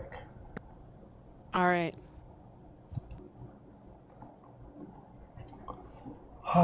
So yes, we have found a secret note in a secret room with a very pleasant message on it.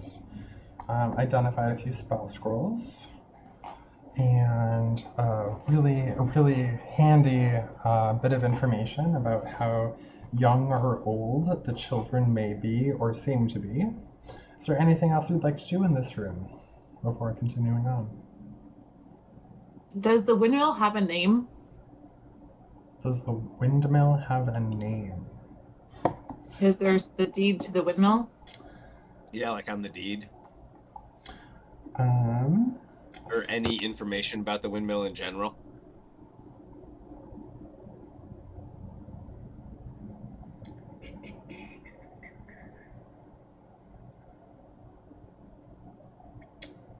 No, it is a deed to a windmill. It does have a name, but I will have to come back to that at a later time because I don't know right offhand, unfortunately. Okay. Real quick before we leave, all this talk about windmills has me remembering, wasn't there like a windmill thing above the hearth? Yeah, a large portrait of a windmill. Can I like roll an investigation check to see if there's anything going on with this? Because we picked up a sword from a hearth a lot like this downstairs. Well, I didn't pick it up. I just looked at it. I was tempted to pick it up. Well, we saw a sword with a windmill downstairs. So yeah, I want to give this a good look into. So you want to like pull it off the wall and like look at the physical painting of the windmill? I mean, first I was just gonna sort of like look at the edges and see if it just looks like a normal painting on the wall, or if I can see any weirdness going on. I mean, it's a portrait of a painting. Like the painting is in a physical frame hanging on the wall. Yeah, then I'll pull it off. Okay. Yeah. So when you pull it off, are you just looking at the front of it? No, I'd look all around it and like the frame. Okay. On the back of it, there's a little handwritten note saying depiction of old bone grinder windmill. Bone grinder? Yes, old Bone bone grinder? grinder. Rang. Yep, the windmill is called the Old Bone Grinder. That is the coolest windmill name I've ever heard. Also rather ominous. Anything on the wall behind the painting? Nope. It is a perfectly well-maintained wall with no dust, even behind the picture frame. Well, now And is I'm the- curious. Yes. Is the painting the type with the paper on the back, just as the last step? If there was, I would just rip Yeah. that paper Yeah, off. there's paper on there. That's where the note Yeah. is written. Yep, Yeah. exactly. Rip it off. Rip off? Yep. Yep, it's just the paper was holding the portrait in place, and so now it is not in place.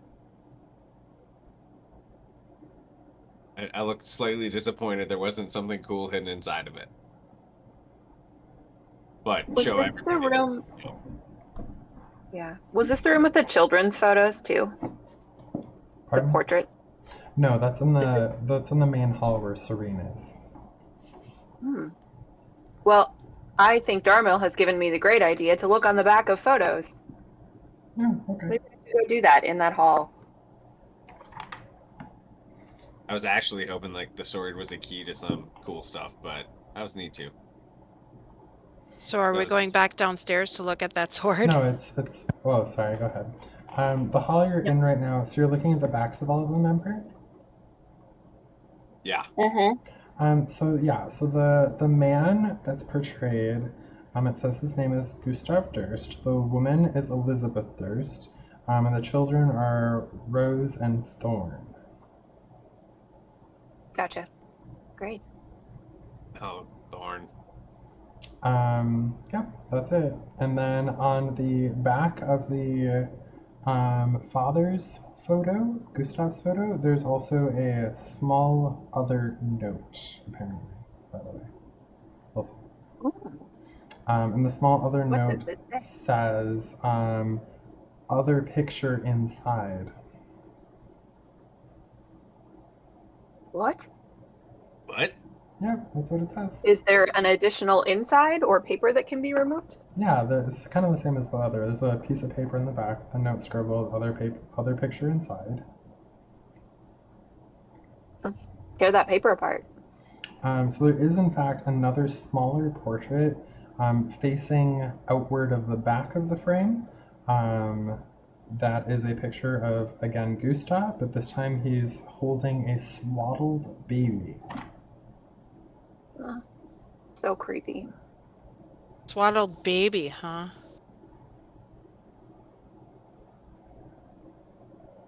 Well, the note from Strahd, I think, said something about a stillborn.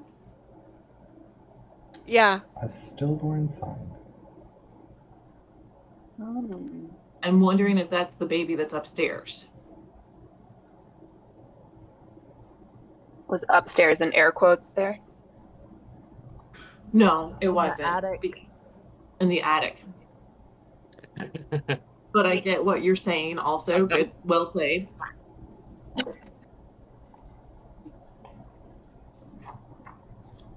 Okay, so we've established it's a creepy ass family. Yep. In a creepy ass house. I don't have the patience for a lot of this intrigue, so I'm basically with Darmyl here at like, well, that's creepy, and it's not a door, so Let's open the next door. It's by Ready? Darmyl. yes, I please. take a close look at the door first. Is it locked? It's a door. It's not locked. Open the door. Yeah. And then shut the door slowly, and then we open it again and head on inside. So you find yourself in a very plain, whitewashed wall, undecorated bedroom containing a pair of beds with straw-stuffed mattresses and footlockers at the base of each bed. And each of the foots of the beds above the footlockers are tidy servants' uniforms hanging from hooks that are neatly pressed and hanging in good form.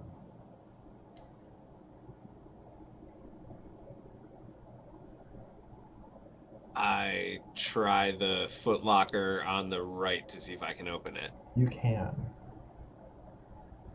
I open it. It is empty. I go to the other foot locker and repeat. It is also empty. looks slightly disappointed. My character really likes finding things. Is there anything in the See beds? if there's anything under the bed. In the beds, nope, they're just regular, kind of slightly overstuffed straw beds, but they're not of good make. They look very lumpy and uncomfortable. Under the bed, Ember, it is very clean. There's no dust under there. It's very immaculate, just like the rest of this house is like.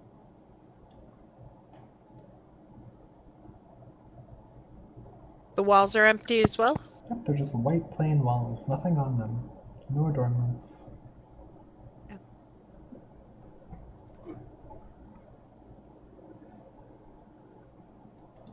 I find it weird that everything else in this house has been immaculate and perfect, When ornate. and yet this room is shabby. I realize it's the servant's room, but also, where are the other bedrooms? Yeah. Is this door locked? No, it's not. Oh, look, you found the second floor dumbwaiter. It's bigger on the inside. Don't you think the waiters will be offended when you call them that? I really think the union has opinions on this. Can I attempt to operate the dumbwaiter and see if there is anything inside of it? Oh, you want to, like, pull it up? Mm-hmm. From the first floor where you already investigated it, where it was empty? Okay, sure thing. Sounds good. Yeah. We haven't been yeah. down there for a while. There could be something.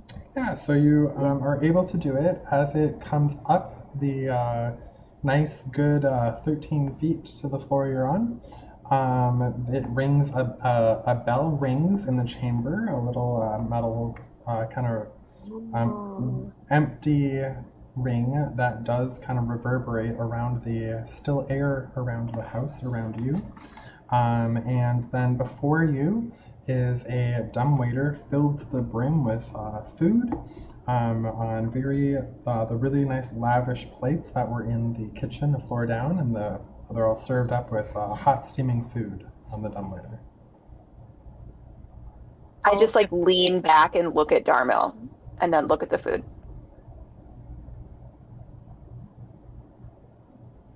I remember the blandness before and just kind of avoid it. Bland food feels not like something I want to try again. Excellent.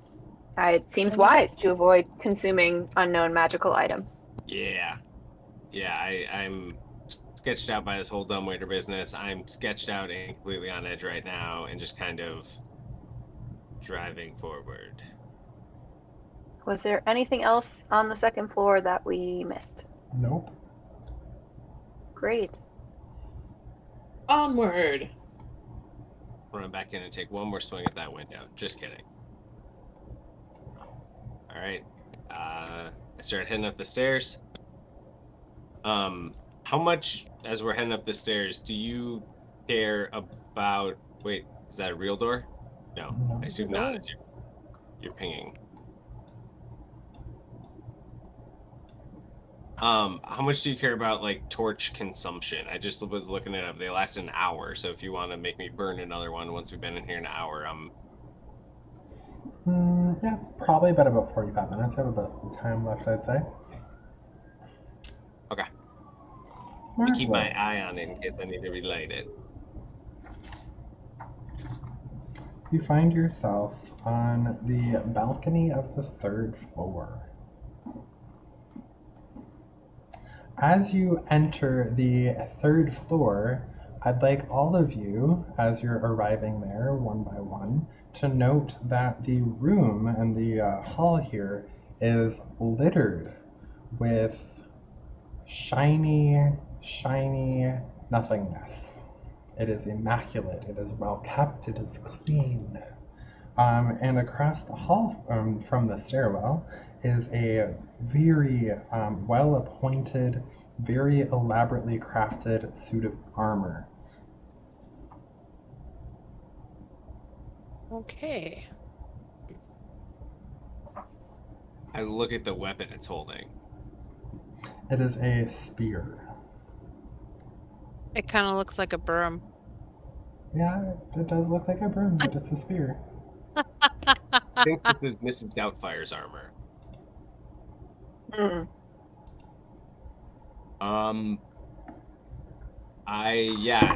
Could I roll like a perception or investigation on the armor? This is the first yeah.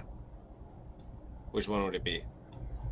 Are you touching it or are you looking at it? I'm looking at it to start. Well, then use perception for your eyeballs. Perception for my eyeballs. Okay. That is a 21, 19 on the dice. Marvelous. Yeah, so it is a very nice suit of armor. It appears to be hollow. The craftsmanship is just impeccable. Like this is like the shiniest, well-maintained armor you've seen in quite some time. It looks like it is very expensive. Probably has a great amount of protection, given the quality of the armor. Does it look like it would fit me? It looks like it would fit someone who's between the height of 6'2" and 6'3", and is of more slender build. Does it have any windmills on it? It does not.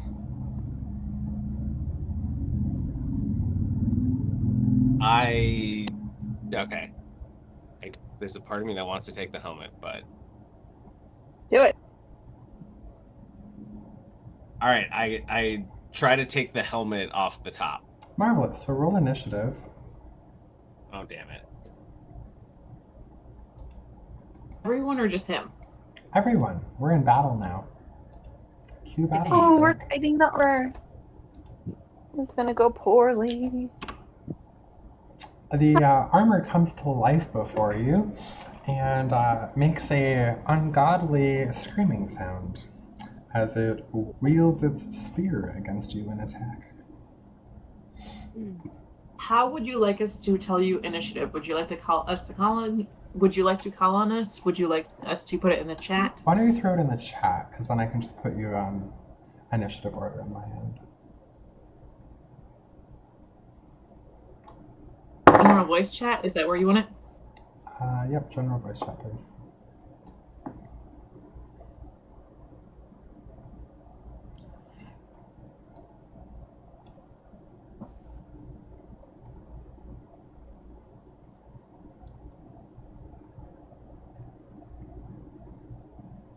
Alright.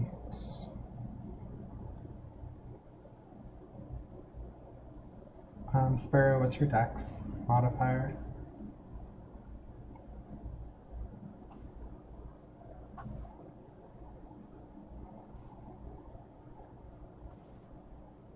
Sparrow? 2. Alright, and Darmyl, what's yours? 1. Alright, Sparrow goes first.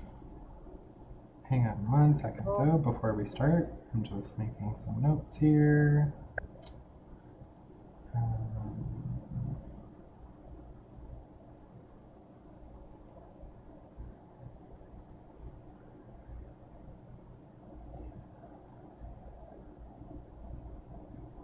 I just thought the helmet would have looked cool on me. It might. You gone and done? Now we're all gonna die. Alright, and Give me since work. you were trying to grab the helmet, that means you were not ready for combat since you were reaching up with both hands, I imagine, or even with one hand. So it's going to take a surprise attack against you, slamming you with its weapon. Does a 20 hit?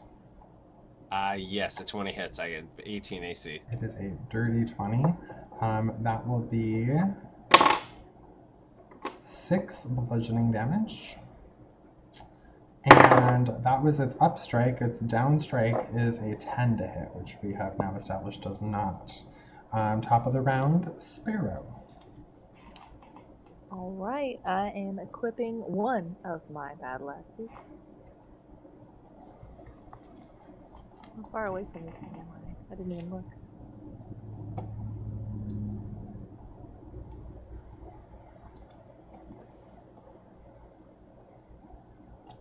Which space are you in? I'm right behind Darmyl. And my battle axe has a 5-foot reach, so I'm not close enough. I need to step forward.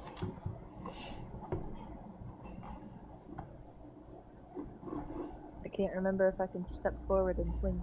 Yeah. So on your turn, you can move up to your move speed and then take an action to attack. Alright, cool. So we're gonna roll to hit.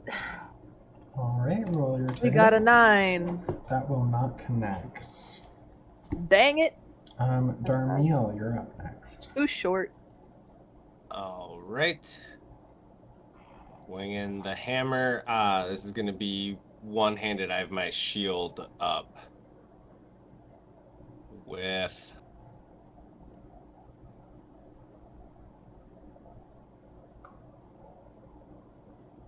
so yeah, that's a 9. That will not hit. Anything else you'd like to do? Looking...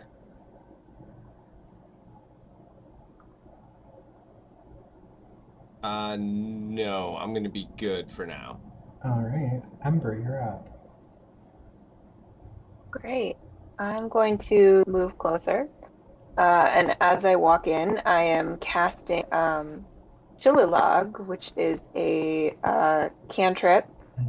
And you'll see that the quarterstaff that I am holding is becoming imbued with nature's power and sort of glowing a faint green. And as I come in, I take a swing at our suit of armor.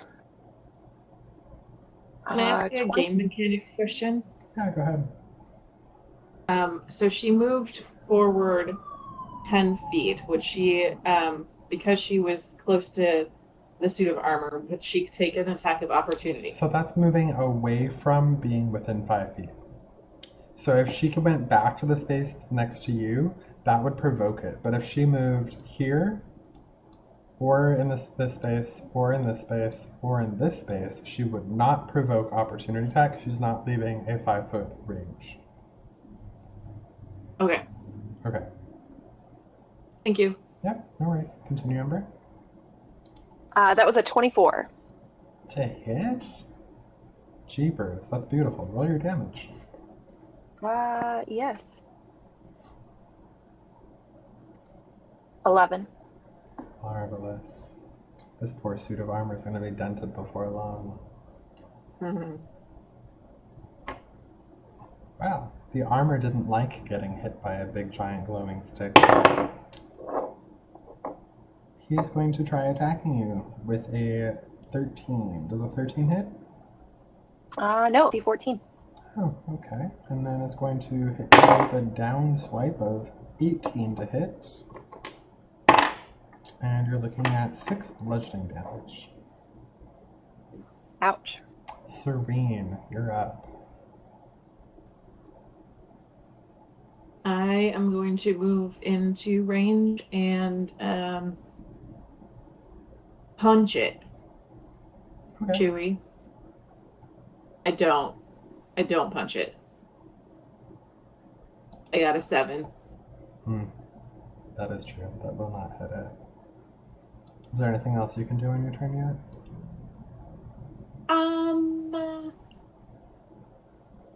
No.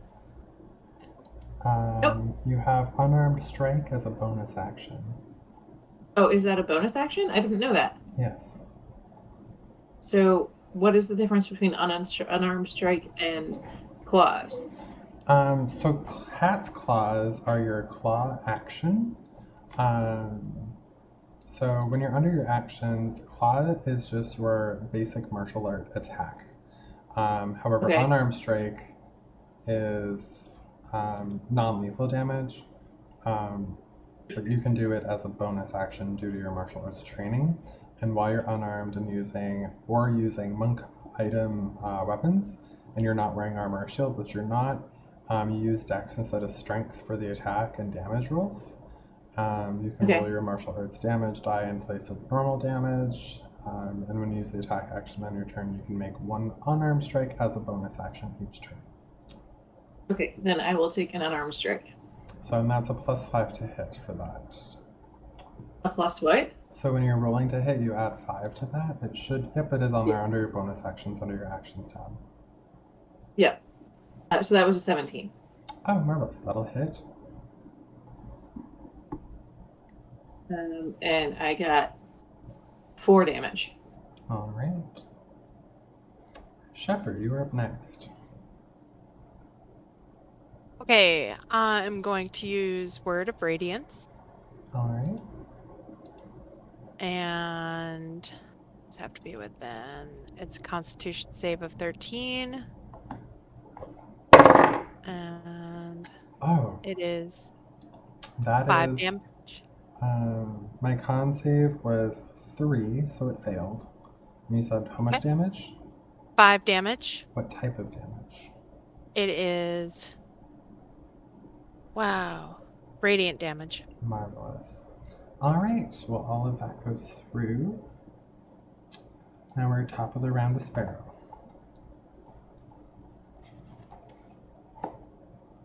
Right. I'm gonna kind of adjust my grip on my battle axe a little bit and try to take another swing at this thing. All right. Roll to hit. So close to a nat 20, but a 5. That will not connect. Is there anything else you can do on your turns yet? Or is just the single action?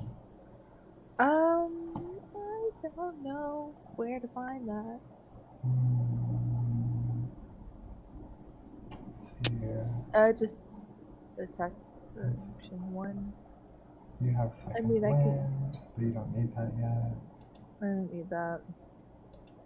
Bonus actions, 2 weapon fighting. Well, no. I technically do have my hand axe equipped, I think. Do you have a second thing equipped right now? I think I have my hand axe equipped. Okay. I do have my hand. Yeah, I think so. Yeah, so then you get to attack with, yeah, 2 weapon fighting allows you to use your offhand weapon as a bonus action to attack. Cool. I'm gonna try to hit with that. Alright, so then roll to attack again. 18! And that will Nice. hit, so then roll your damage. 2. Beautiful. The little axe did something. It did. It contributed. Darmyl. All right. I keep my eye on that helmet because now I really want it, and I take a swing with the Warhammer. Alrighty. And it's 13. That will not hit. I don't do anything else because I don't have an offhand weapon. Okay. Yeah, you have a shield, so that you have that really sweet armor class. Yeah. Ember, you're up.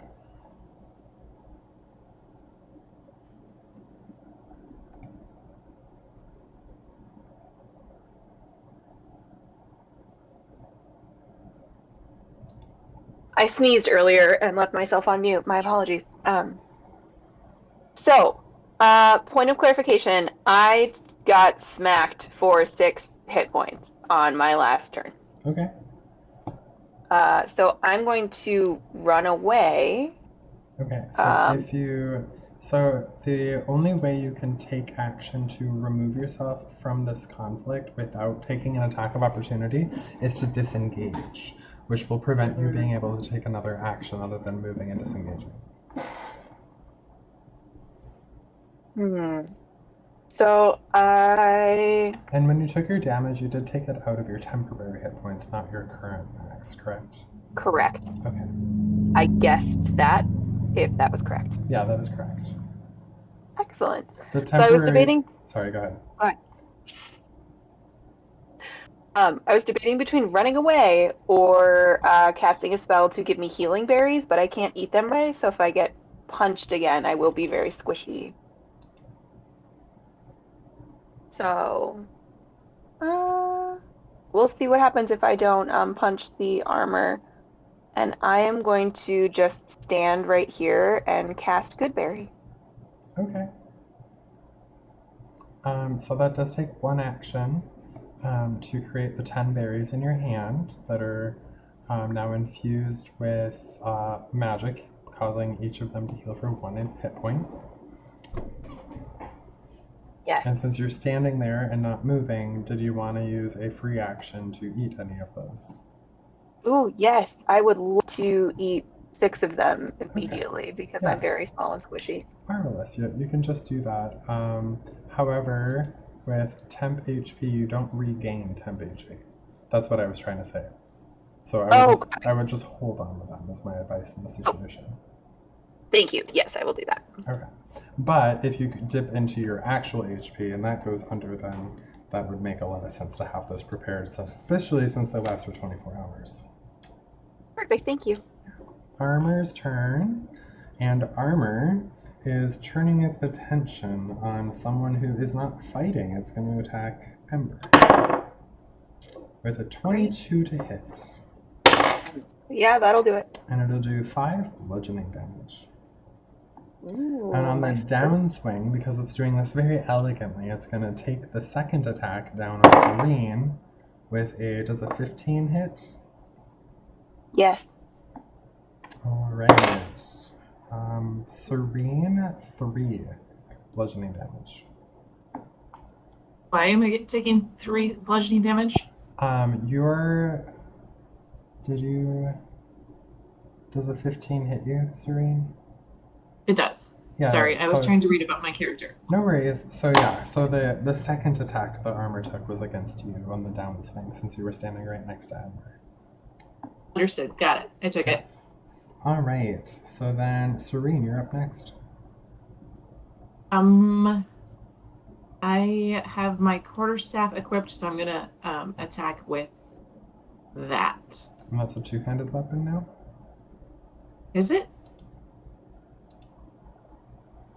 If it is a two-handed weapon, Sorry, then I so will not use It it. is a one-handed weapon. It's versatile, so you can wield it as a 1 or a 2. I will use it as a one-handed weapon. Okay. Is that then the 1d6 damage? Yes, that's correct. So you'll want to roll the hit first.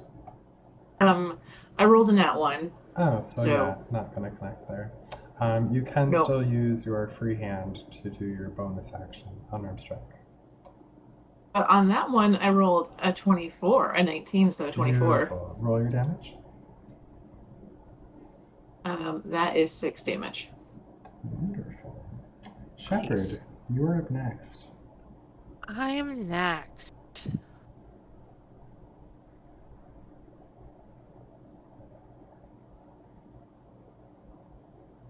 I'm thinking. Well, it worked fairly well last time, kind of considering.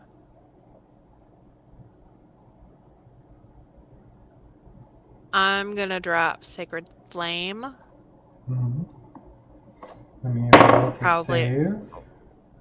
It's 13 dex. And I rolled a 12 Woohoo! on my save. I rolled a 1. 1 Sacred Flame damage. Beautiful. As you cast Sacred Flame, the fire seems to extinguish all of the life from the armor as it falls to pieces before you. Oh, that's lovely. Nice. You're out of combat.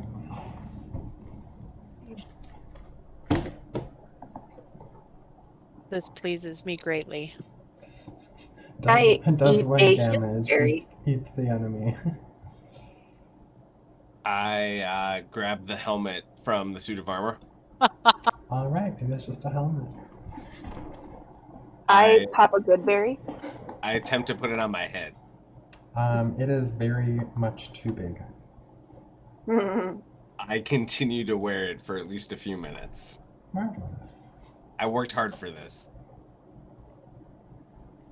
And by that I mean I missed every single attack and everyone else cleaned up my mess, which I vaguely realize and just sort of put to the back of my head and enjoy my cool big helmet. Marvelous.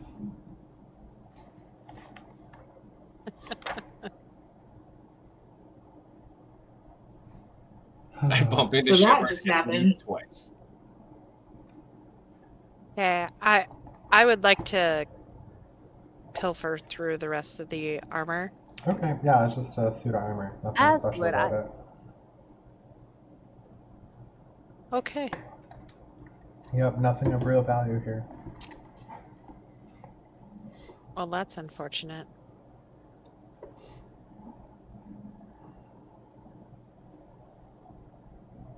Okay.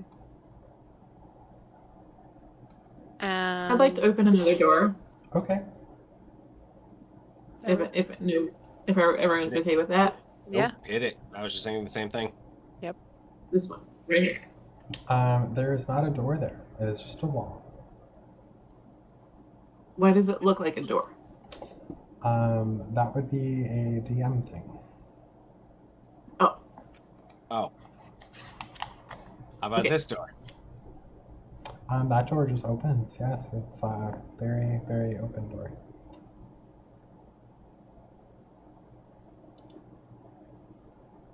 I'm gonna enter the room.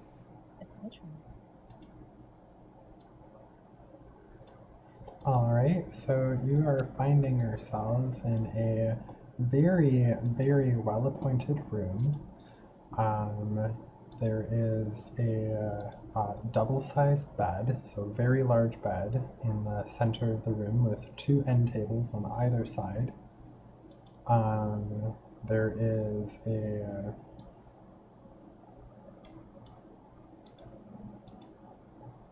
large chest across the room next to the hearth. The hearth is unlit, and then there's a double door leading off to a patio area.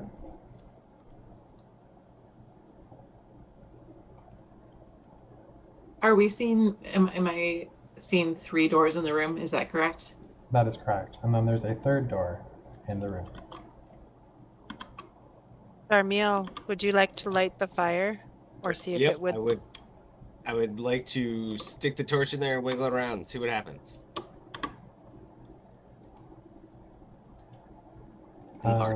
In the hearth. Yes, so in doing so, the hearth ignites and lets out a nice warm flame. In doing so, as the hearth blazes to a low light in the room, passively perceiving around you, everyone please note that under the bed there's kind of a outline. I can't bend a look. I'm a little too big. Being the surest, I note that and say, someone come help me move this bed and try to push the bed out of the way. Okay. Oh, I can I do will that. help. That is strength check. It's a bed. You're able to move the bed out of the way. Alright. The bed's Short. moved. Under the bed, you guys find a lot of dust and dust balls. Ew. So where did the Interesting. outline go? What was your question? Wasn't there an outline, did you say, under the bed? Yeah, there was an outline under the bed, and the outline was the fact that the whole room was immaculately perfect, except for right under the bed, there was a straight line of dust directly under the bed on all sides and under. Interesting. So- Why would that be the one place they don't clean? Well, the bed could have come later, too. Or they couldn't reach. Could just be short arms. I'd like to tear the bedding off. Oh, okay. So, yeah, you can do that. Underneath the bedding, you find a family of spiders and spider eggs have built a beautiful nest under the comforter and throw. Okay, I want to toss the mattress off. Okay. On the underside of the mattress is a bunch of mold and other bugs crawling around on the underside of the mattress. I want to toss Guys, the I'm- box spring off. There is not a box spring. You're now at the Guys, I'm frame. starting to think this place might be old.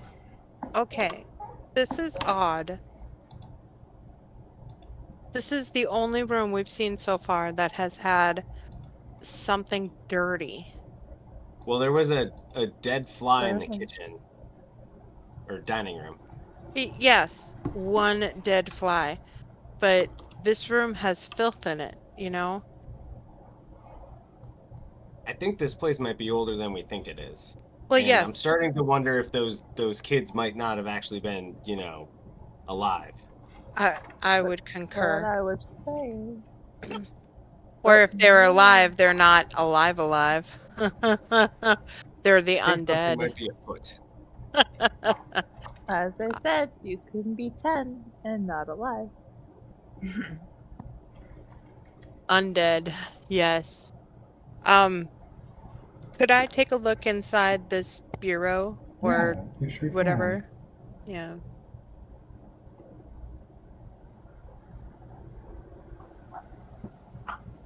can. You open the chest. Yes, I open it up. You find an assortment of blankets, baby bottles, and children's toys for infants and newborns.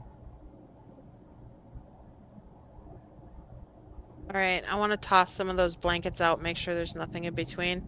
Are there more spiders and shit? No, that's it. Okay. Does Ember still have her spell up for talk with animals? Nope. It has been far too long. Okay. Spiders.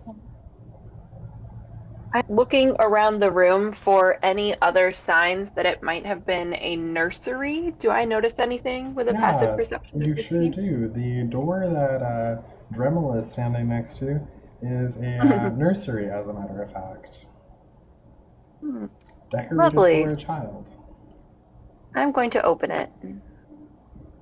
Before I move on, could you tell me if there's anything on the walls? Yeah, so the room itself is kind of decorated to resemble a nursery. There's like stars and ponies painted on the wall around the room. There is a single stained glass window kind of central to where the bed was, which has a image of a maid with 3 children all holding hands as she reads them a story. On the picture, as the picture of the stained glass window. And then there's the 2 end tables that were on either side of the bed that also have photos of the 2 children, Rose and Thorn, on them. Is there anything in the end tables? Nope, they're empty. Okay. I'm good to move on to the next room then.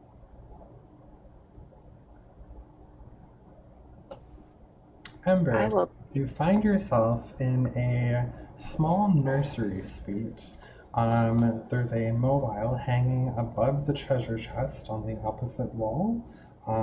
There's in the corner, there's a tipped over,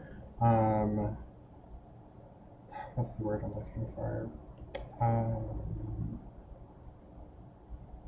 Nursery crib. Bassinet. Thank you. There's a tipped over bassinet in the corner. And other than the chest, the bassinet, and the mobile, the room is very bare. This room is, in fact, covered with cobwebs and dust and has not been disturbed in a long time. Okay. I take a close look around, but take the dust as a sign there's nothing there.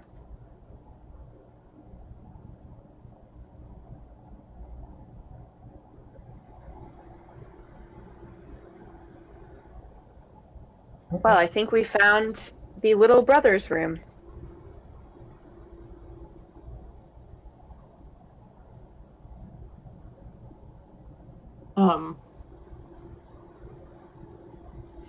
You said that there's a crib with a mobile. Yes. Is there anything in the crib? No, there is not. There's not even a mattress in it. There's just the mobile, the treasure chest, and the empty crib. What was Is the the mobile mobile of? shaped like? Is it a windmill? The mobile was actually a series of seagulls and dragons flying in a circle around each other. Does it make noise still? No, it does not. It's very drab and depressing.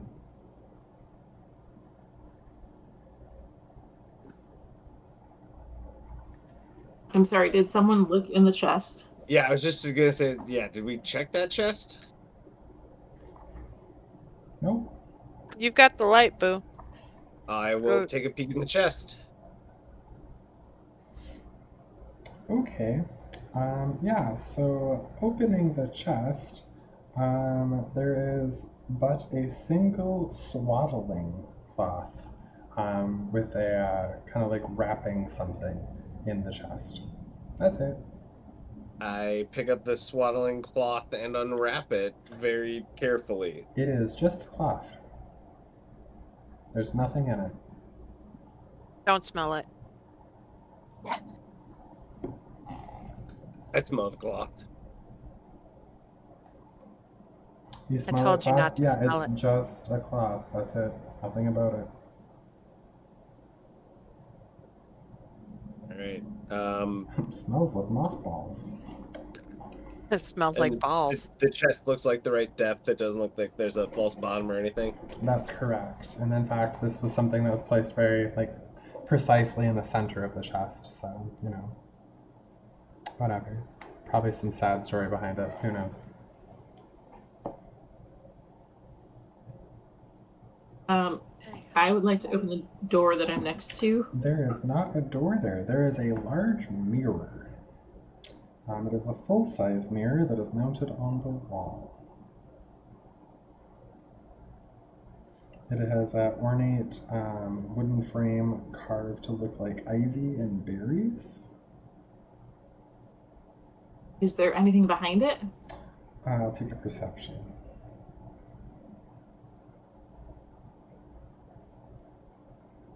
$11.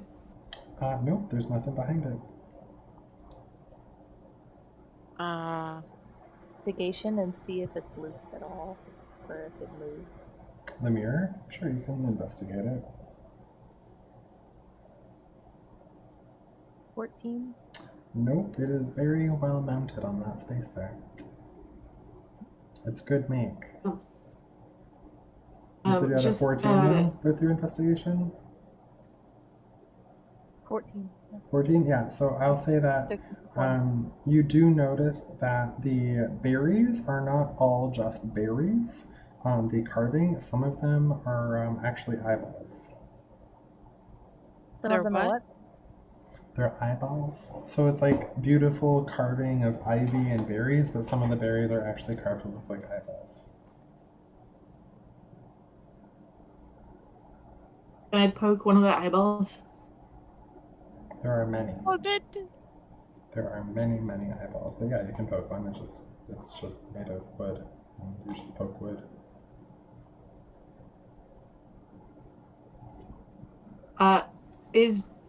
Just because I know that maps can be weird, is there a significant amount of space between the two walls when we walk through that door, or is that just map being weird map? Oh, so you're asking how much space is between those walls? So when you walk into the room from the outside, you walk about 10 feet before you enter the room, where all other rooms you've walked 5 feet.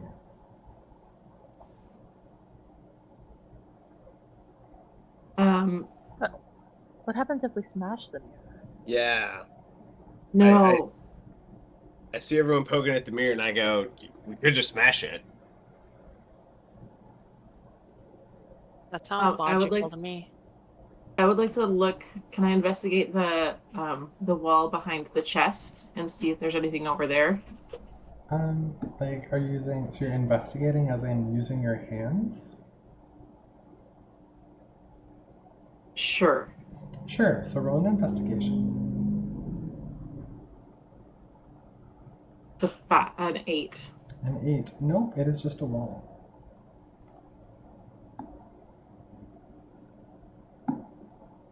I am going to call attention to the fact that there seems to be something between these rooms, but I take a swing at the I don't mirror. understand.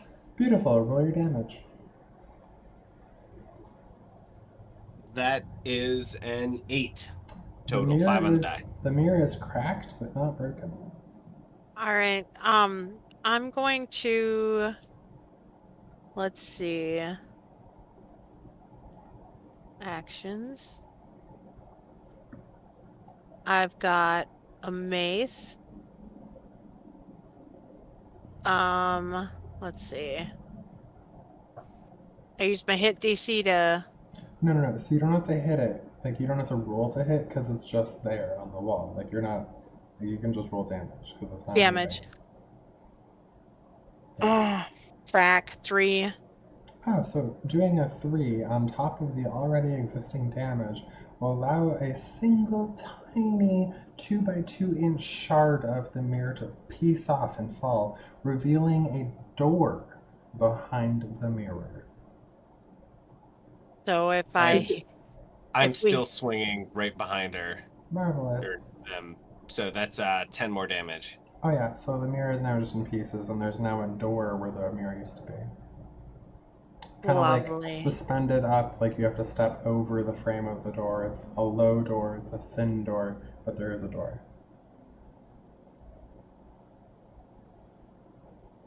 I open the door. I've got the light. Yeah. There's a room.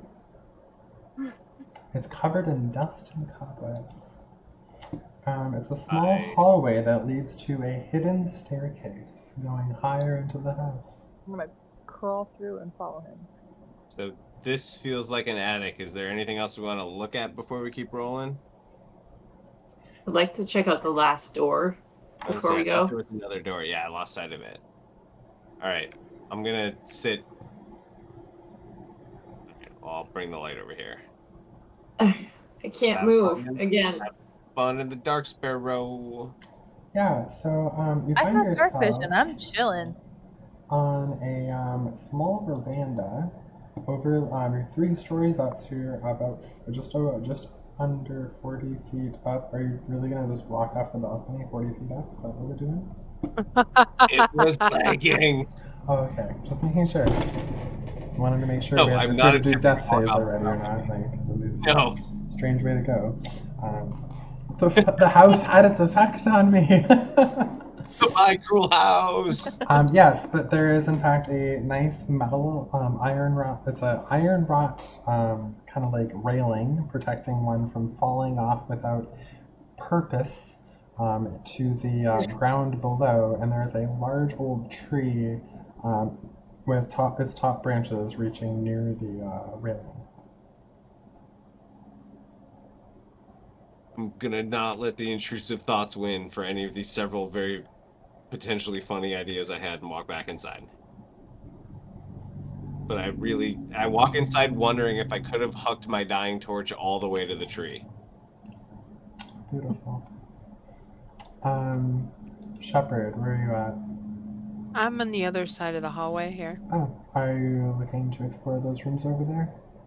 I was thinking about it, but I have no light. So I can't really see over here.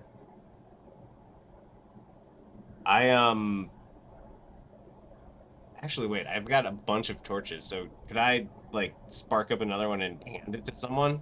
Does someone else want a torch? I would love a torch. I would happily give you, no, I'm sorry I didn't have this idea sooner. Yeah, I spark up a torch off of mine and give it to Shep. Thank you. I just figured it might be a little easier to kind of grab this last room here. So I think it's just this. Yeah, but just those There's 2 3 more. other doors. 3. There's a Yeah, I room was right thinking- here. Yeah, about these there's guys. this one, and this one here. I'm going. So I'll go check out in here with you. Oh, this room is completely untidy. You find yourself in a master suite, dusty, cobweb-filled master suite. The drapes match the windows.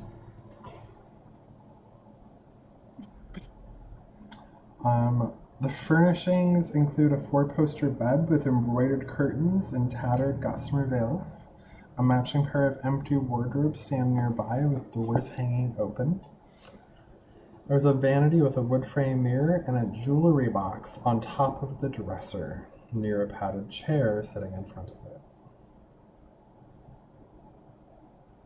See. I'll light that fireplace up. Like the Maybe heart. Yep. Oh.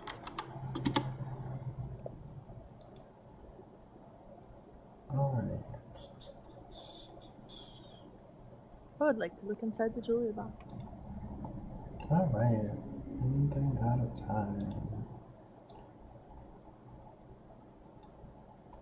Hearth lit. Casting a lot of light. There's a lot of wood on this hearth. You want to look in the jewelry box, you say? Yes. Alright. Well, the start of this is the jewelry box itself is made of silver with a gold filigree. When you open the jewelry box, you find 3 gold rings and a thin platinum necklace with a topaz pendant.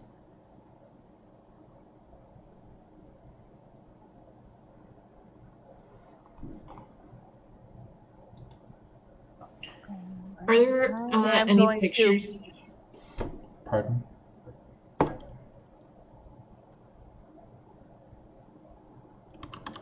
I want to pick up the necklace and do an Arcana check. Okay. Yeah, you can do an Arcana check on the necklace. And as far as other pictures in the room, Miss Serene, no, there are not. 19. So no, there's nothing magical about it. It's just a very expensive fancy necklace.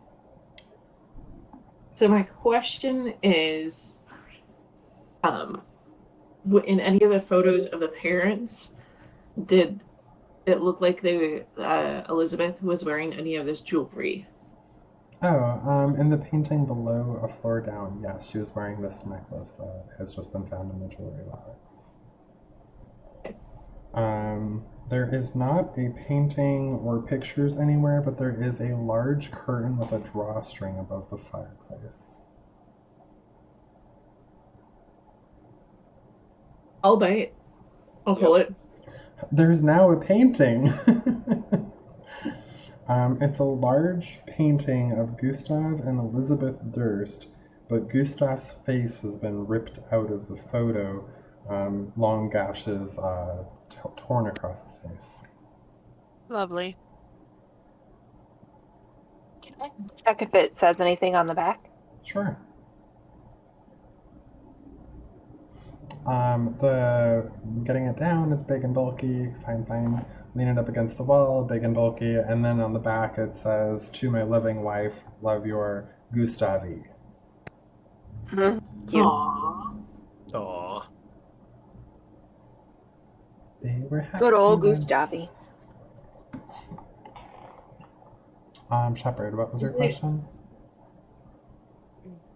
I'm seeing a couple of Yeah, doors there's a here couple too. more doors. A few more. Yeah. I So you can find see this. there's a small veranda overlooking the back alley. Same wrought iron gate type railing as off of the nursemaid's quarters.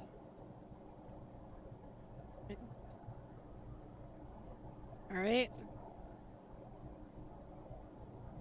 What's door? this one? It looks like you found the dumbwaiter again. Ah, dumb waiter. Is there something behind the bed? It's kind of just like an alcovey area. The bed was probably in it at one point, but was dislodged and pushed forward. Is this a door? Yeah, it's a door. You're just gonna go into the room without knowing what's in it. Okay, that's cool, that's fine. So as you walk into their closet, you traipse across a ton of adult toys.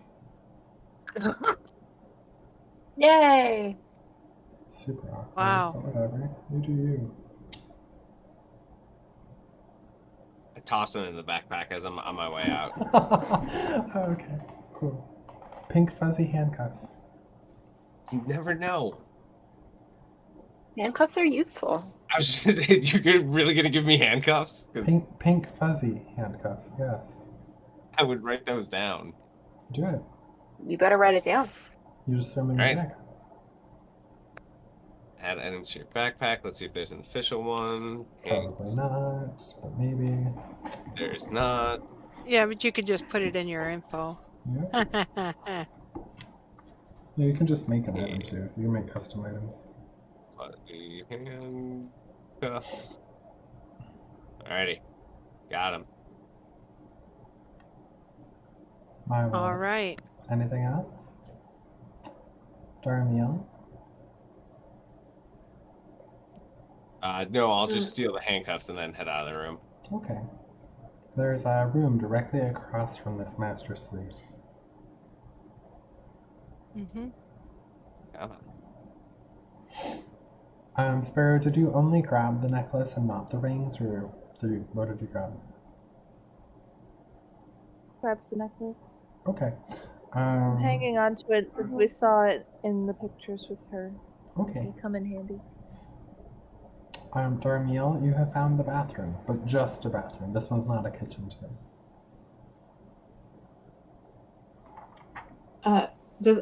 Can anybody detect if the rings have any special magical features on them?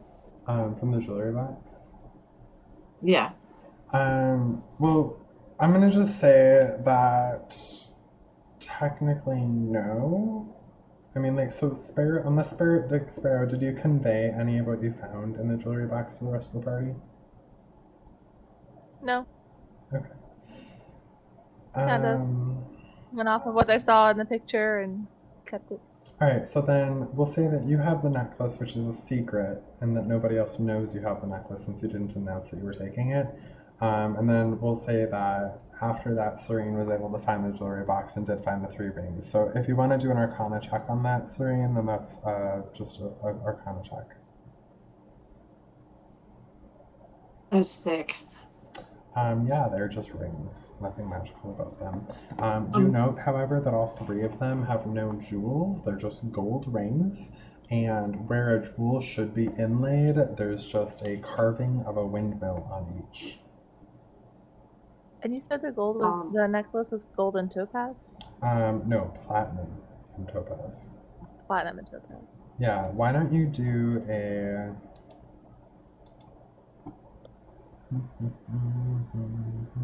history check On the necklace? on the necklace. Just recall things about Oh, necklaces. 18.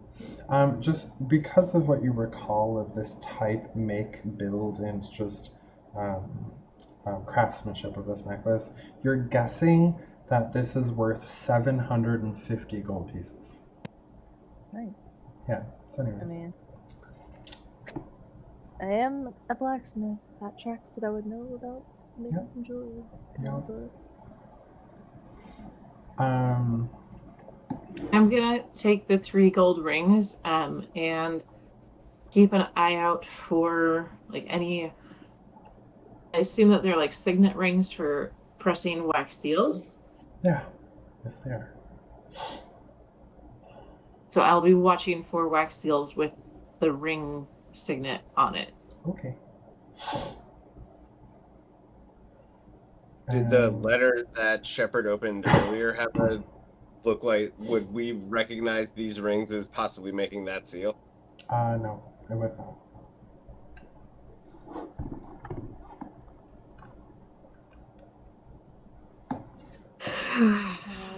Alright, past the past door. Darmyl? Or leaving that for someone else? Yeah. I mean, I'm happy. I've got the light over here. Oh, Shepard also is over here with the light. Yep. Right. We can open it. Marvelous. Behind the door, you find a closet.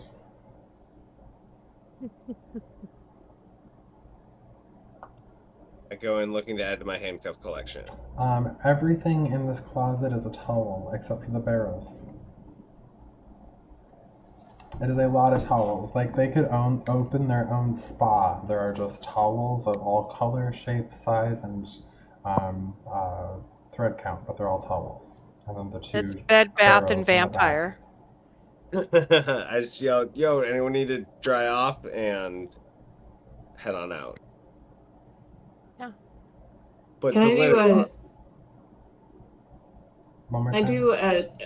Can I do a search check or look to see if like there's any?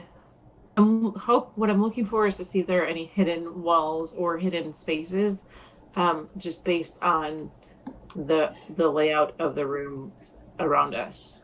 Yeah, sure, you can do a perception. Okay. Given your previous expedition in the other room, do it with advantage.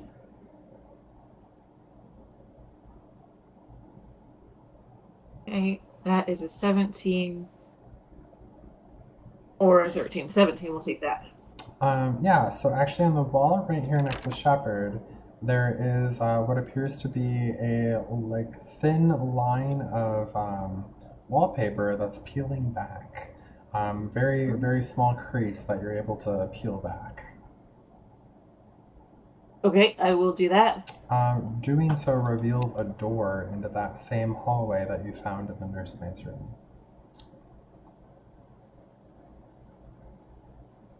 Much easier than smashing a mirror. Yep. So it was either wallpaper or a mirror, and you found both ways.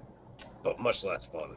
Which will lead us to the attic, and for now, to the end of our session. So thank you all for making the time tonight. And we're out.